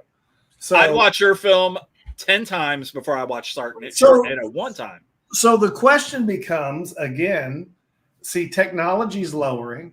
The cost of making a movie isn't as much as it used to be. Right now, Hollywood's split. There's two movies that sell an independent market right now: $100,000 or less movies, or $1.2 million movies. A $1.2 million movie is we're going to shoot it for $200,000 and then give Star a $1 million to be in it. So usually, if you can get like, just pick one of the big ones. What's his face? How it's going blank on me. He's in. Oh man. Of course I'm going blank. But pick somebody that's a big star, but a big little star. So pick somebody like that's not on regular film anymore, like a Nick Cage. Or somebody Nick Cage. like that. Yeah, exactly. Right? Nick Cage likes it. He's going to come in for $1 million. Yeah. He's going to sell to foreign distributors for you. So you're going to make a $1.2 million movie. Yeah. The biggest problem with what's going on now is you in the movie industry, when you create a movie, you get what's called an MG. It's an advance. So the most movies are in the $500,000 or less, only making $50,000 now. So you make $50,000, and then over 3 to 5 years, you make your money, right? Yeah. Well, if you're making a $200,000 movie and the best you're going to get is $50,000, that's going to piss a lot of your investors off, right? True. So now we're looking. The market is $100,000 or less, because then you can recoup faster. So everyone's trying to do $200,000 and $300,000 movies. Why? Because that's kind of what you got to pay your crew. Like when I did Unnatural, let me tell you, it's $65,000 cash. All the people that volunteered their time, all the people that came in, I mean, there's $200,000 of sweat. Oh yeah. If that makes sense, right? So, but what people are really surprised is the level of movie I could make for what they consider a little bit of money. Like if you hand that to somebody who works in Hollywood or my distributors, I think I spent $250,000 on it, right? And so getting back to your question, how do I judge it? It's not along the lines of the fan film side, because the fan film side is going to be a lower budget, lower quality. Maybe, yeah. It's not a fan film, and it's not a true B movie. Right. Interestingly, my distributor just said it's kind of its own thing now. Like there are some of us making $60,000 and $100,000 movies. They look more expensive, so you're going to critique them harder. But my distributor asked something really interesting. He said, "What if you had $100,000 more? What would you do different?" And I said, "Well, other than a few extra special effects, I'd probably just pay everyone better." You talked about this earlier. You talked about audio. Yes. And you talked about lighting. So, yes. And when we get to my review, when we get to mine and Mark's review, you'll see what I was talking about, because one of my only things was I felt if you would have made this movie a little grainier and not so bright, yes, I think that it would have absolutely just. So here's the thing. It was grainier and darker, and then the people get into the art part of it at the end, which I'm not in control of. Mm-hmm. And I can't tell you how many people will tell you, I don't like dark movies on television. So they brighten these bastards up so that you could do it. If I showed you the first of it, people are going, what the hell is that werewolf doing?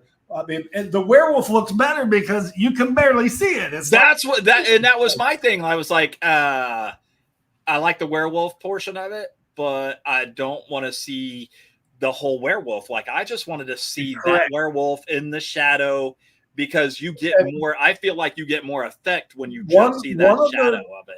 One of the problems that one has is that making a movie is a collaborative effort. Mhm. So once I hand it off to my distributor, they do whatever they're going to do, right? Now I can come back later and go, here's my director's cut. And I had it a darker bluish movie, and everyone decided that they wanted to have this look like The Good, Bad, and the Ugly, right? If it was a Western, that'd be great. It should have been. It should have been like 30% darker, is my thought. But when you make a movie, like I said, it's a collaborative thing, and I'm only one human being. And you're absolutely right. I would 100% agree with you that it needs to be darker. But I didn't make that call.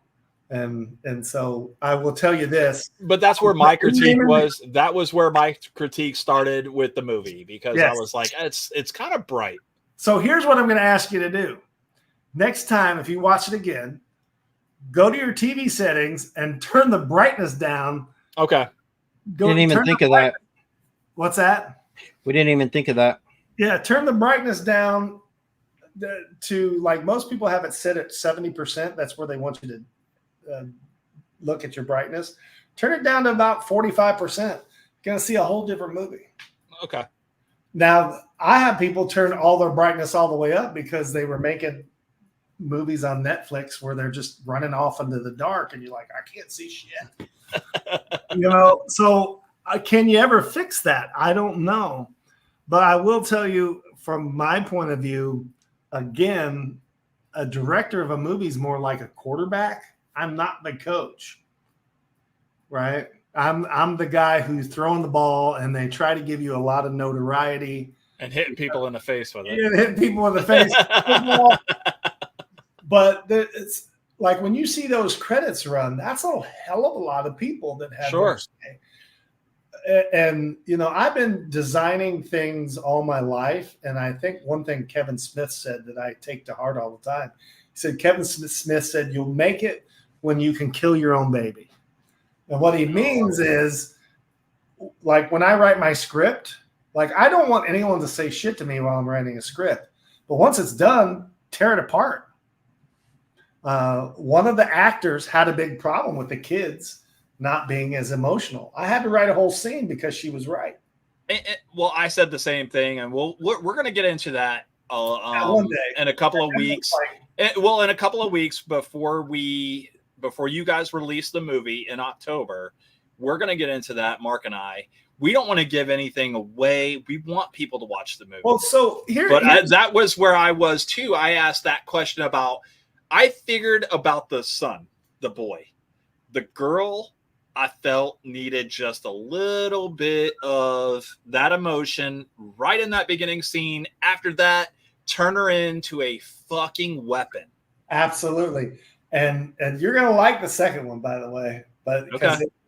I will tell you that my two kids, that was their first movies that they were ever in. So nice. We trade them straight up to be in this film. And once again, when I'm trying to do 100 different things, it's hard for me to, on the moment, on the spot, catch everything.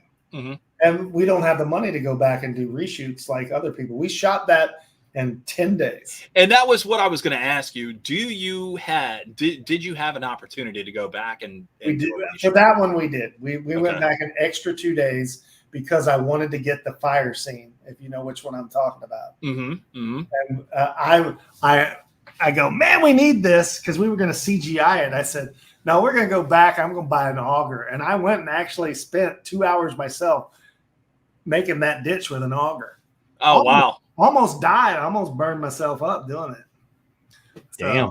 I said, no one's lighting this but me. And then I'm like, my arm's on fire. And I'm like, get the fire extinguisher, you assholes. But we had all the safety procedures, but I did catch myself on fire. So, damn. So I'm going to go back to the last thing. How do you grade something? You either liked it or you didn't. And if you want to get into I'm on the fence still. I did like it. I did. And I'm not going to tell you I didn't like the film. I really did like the film. I feel like if becomes what's the minutia? Like what are the parts that you want to talk about? Yeah. Because exactly. what we're trying to do, like you want to be an actor, right? So you're probably watching this based on performances, how people are doing. Correct. And that's not something like a soccer mom is going to be doing. She's going to watch the story, right? So I used to review movies growing up. Like I would go to the theater and write them in my newspaper. I think your base is, did you like it or did you not like it? And I'll leave you with this. The fact that you have an opinion is great for the movie. The worst movie I ever saw was Eye of the Beholder. And I will tell you, it's the only movie I walked out and I said, how the hell did they get 3 hours and 96 minutes? Because it felt like 3 hours. I got nothing out of it. I didn't feel any emotion. I didn't feel anything. I remember going to see Seven and I came out and people were upset about that movie. And I go, that makes it a good movie. If you have an emotion, like I tell my actors all the time, they go, well, this prop wasn't put in the right place. I said that, if they're looking at that, then maybe they're a director. Then we got fans. I wasn't looking at where props were placed or anything like that. There was a lighting thing that I saw in a couple of the scenes. There was the emotion portion that we had talked about. Absolutely. There was some of the acting that I was like, I don't know. I think it should have been a little bit like this. One of the things that he did say, and like I said, we'll get more into it, is with the scene, where the circle, changing scenes. He was like, wow, what, he was like, I'm not sure if I like that or not. I just did it because it's a homage to Star Wars. I'm not a Star Wars guy. That's why. See, you should watch the damn Star Wars and quit being a bitch. I'm not gonna do it. I'm not buying in. I'm not. Stop being a bitch. So the thing is, once again, I go back to, I used to worry if people like it or don't like it. Here's what it is to me. It's my piece of art, and the Coen brothers said this. They go back and watch their old movies, and they said, we look at it and we cringe, but we always say this: did we do 110% of what we could do? So at the time when we shot Unnatural, that was 110% that we could all do. So Mark and I, we don't really edit anything out of this show. That's fine. We do this raw. This is raw. This is uncut. It's uncensored. But every time we watch the review, every time we turn around, I say, damn, I wish I would have done this. Man, I wish I would have done that. And Mark's like, we're live. It doesn't matter. Yeah, this is what exactly. And that's why we do it live, because then we can catch the guard off of ourselves, you. Mm-hmm. Have you guys ever done one, though? Like right now, I kind of feel like this is 110% of what I can do. Do you ever come off a show and go, man, I just did not give a shit about that. I just sailed it home.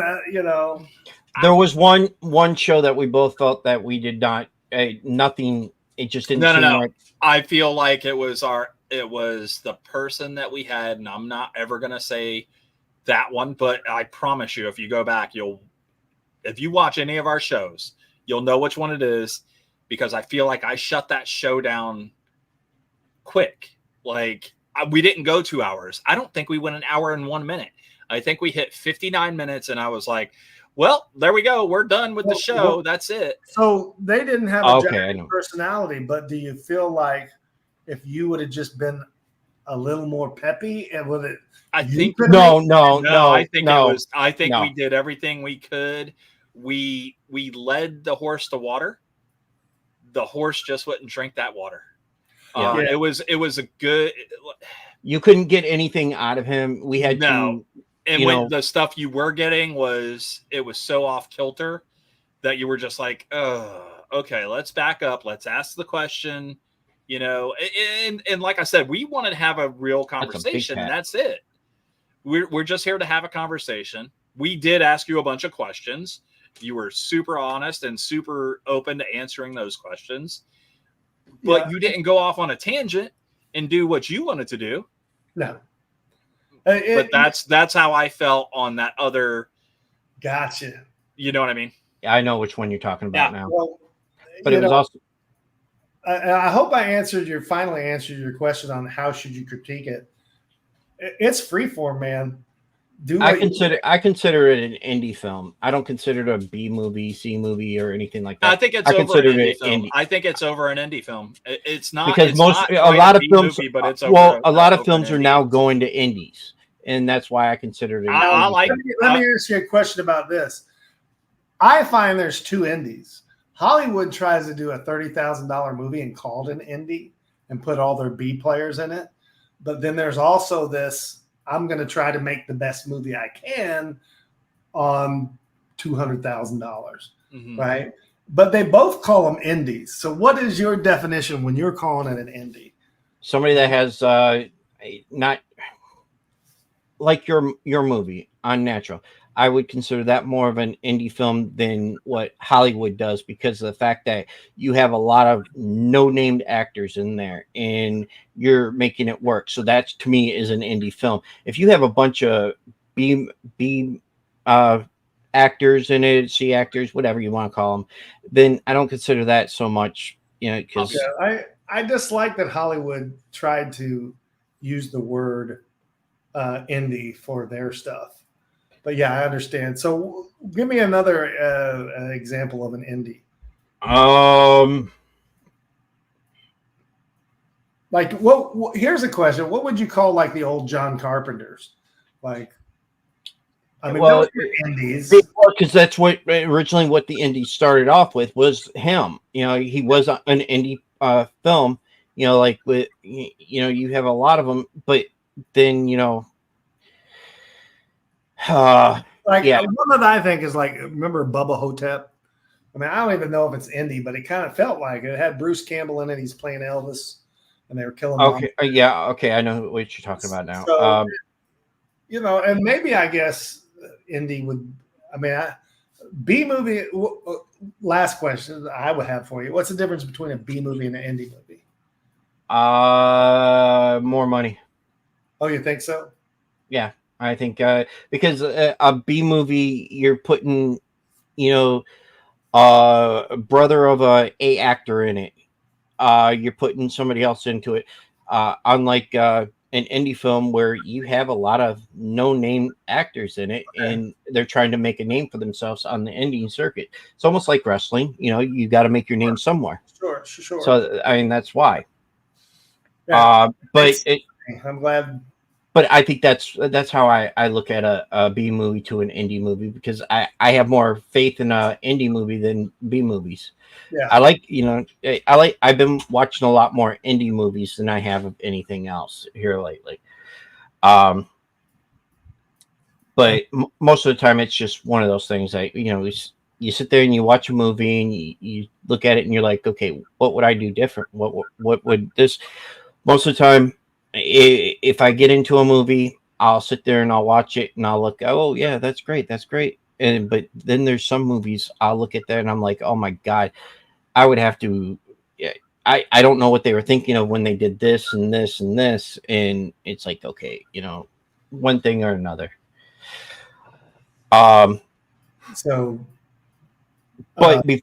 Before we let you go or play out the song and stuff like that, we'd like to invite you back some other time. Sure. And after the review, and then if you got to yell at me, you can yell at me. But I don't think you will. I think you're going to give me my freedom to say what I. Because and the thing is I didn't dislike the movie. I liked the movie. I really did. Yeah. I'm interested to see what people say. Okay. Even if somebody dislikes it, they have an opinion on why they disliked it. My biggest problem is sometimes I agree with you. And I go, well, I'm not trying to be mean, but it's like, hey, you get $65,000 and make a movie and see how well you can do it. I don't think I could. I honestly don't. I mean, I would take an attempt at it, but I think the thing is I would ask for somebody like you who has done this, who has made the film, all I would do is I would come to you and say, how do I do this? Can you show me How to do make this? it, how to make it better, how to do, how to Yeah. critique Well, it. that's what I want to do by teaching film to kids. Like, I want to actually start a technical college, teach them how to do it, and you just learn the basics, and then the rest of it is free form. Learn all the rules, then break the rules.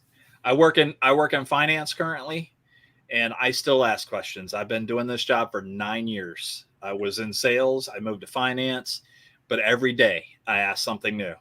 How can I do this? How can I close this? The thing is, Kevin Smith said this is the most expensive piece of artwork that anyone gets to make. Like, most artists can paint for $25 and get the paint in the canvas. Then you have the artists like myself who, hey, I need 60 grand to do this. So you got to build up a lot of trust on that. But at the end of the day, it's art, right? I mean, every movie's a piece of art. And some people like to have guts fly out, and they like to have a lot of blood splatter. That's their typical art. I just wanted to tell a good story. And I think I got there. I think I could probably shave another 15, 20 minutes out of this movie. No.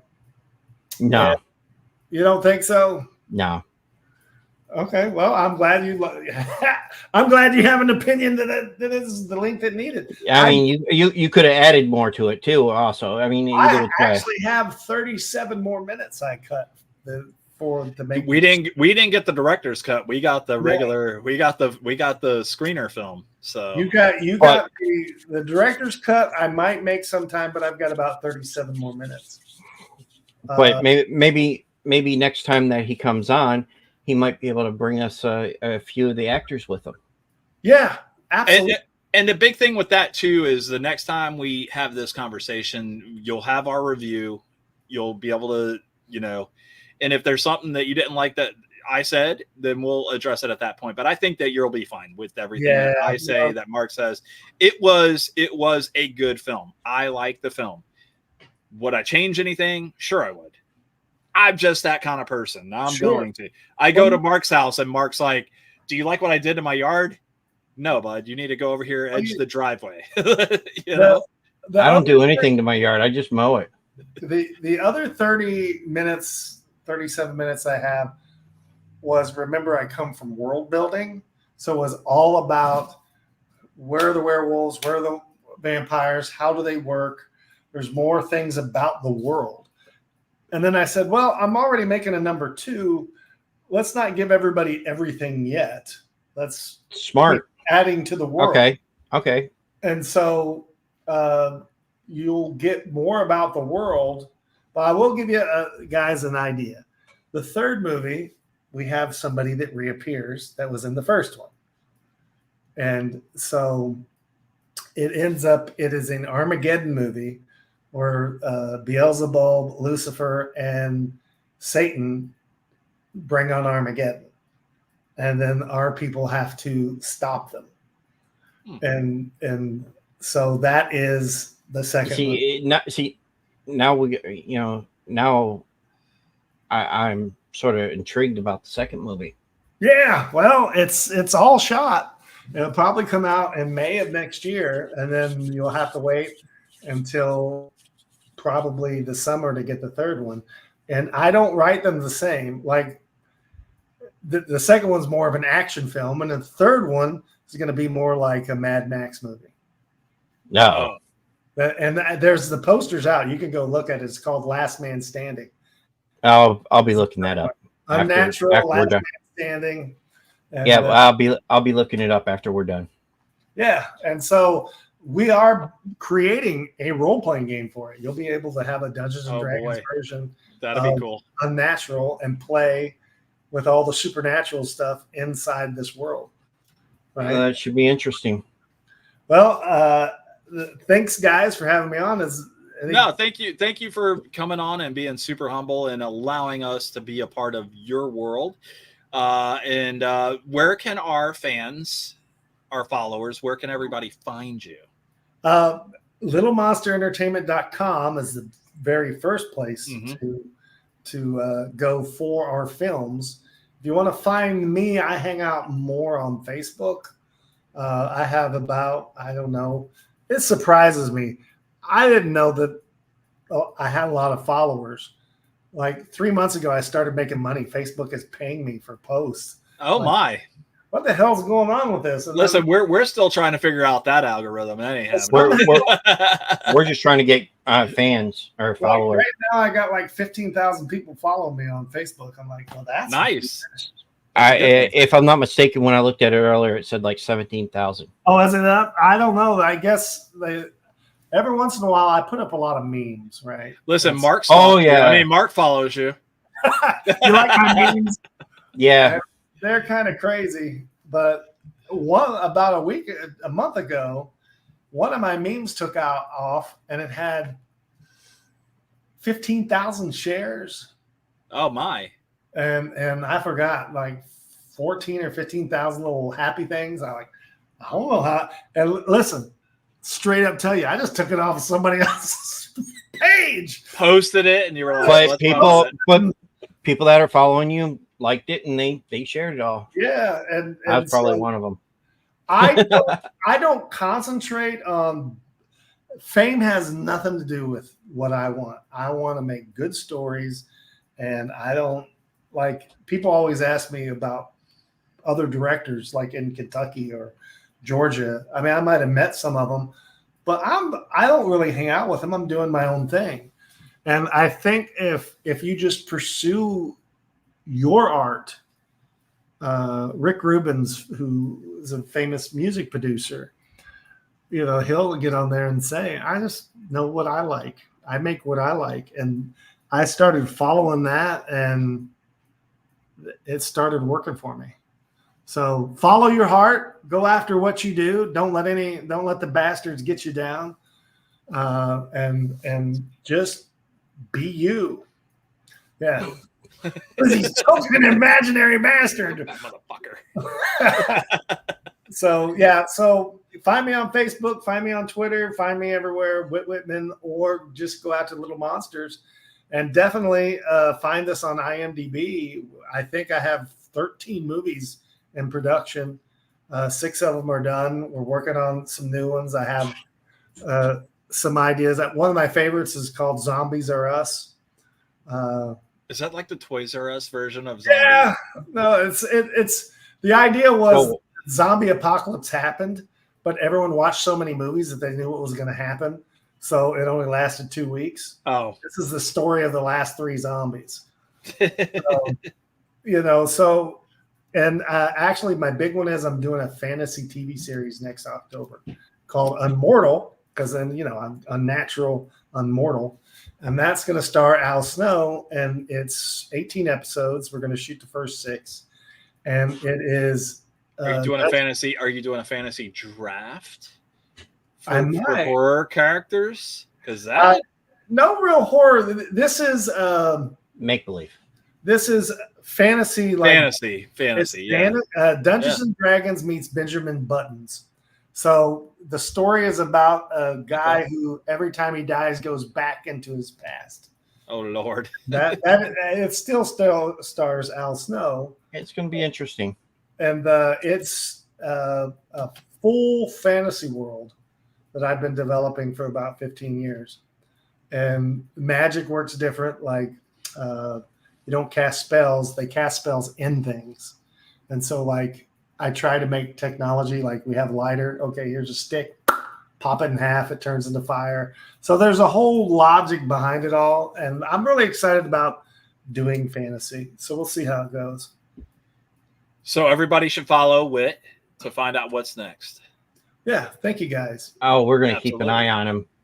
Yeah. Oh, we're going to listen to Alex Adele before we go. Yes, that's we're right. Going to play one more song. Before we get off here, Brian. Yes. You know what I'm going to say. You know what I'm going to say. Who we have next week? Yes. And yes. I don't know. Some guy named George something. Yeah.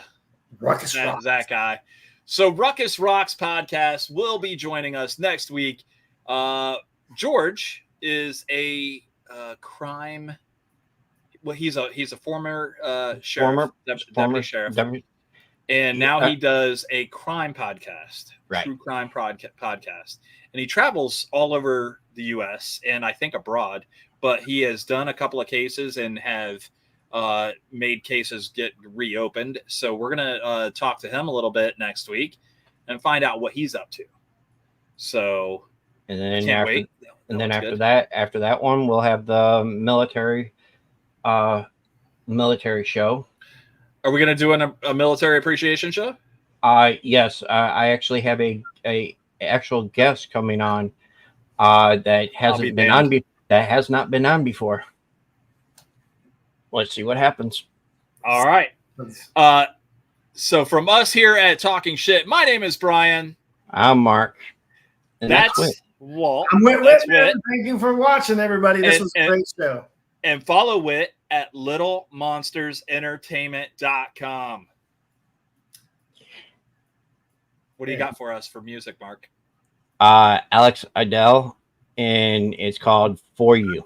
And you can find her on YouTube. Just look up Alex Idell. Yep. See you guys next week.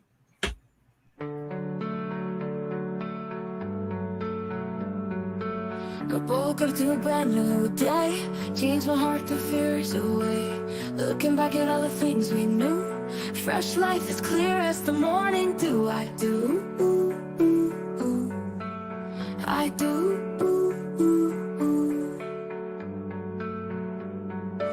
Seeing life through wiser eyes, lifted my soul high into the sky.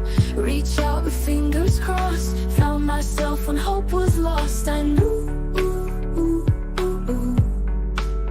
I knew the best thing I could do was becoming someone new and grow into someone who should have protected you, for you, for you.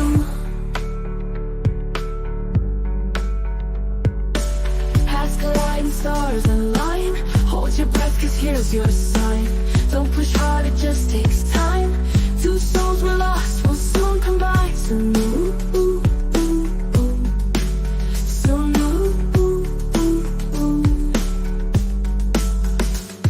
The best thing I could do was becoming someone new and grow into someone who should have protected you, for you, for you.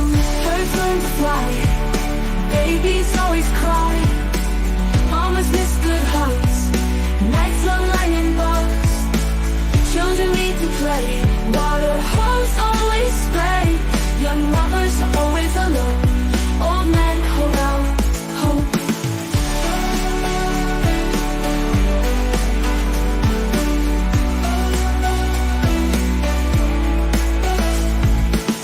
Birds learn to fly, babies always cry. Mamas miss good hugs, nights love lightning bugs. Children need to play, water hose always spray. Young lovers always elope, old men hold out hope. The best thing I could do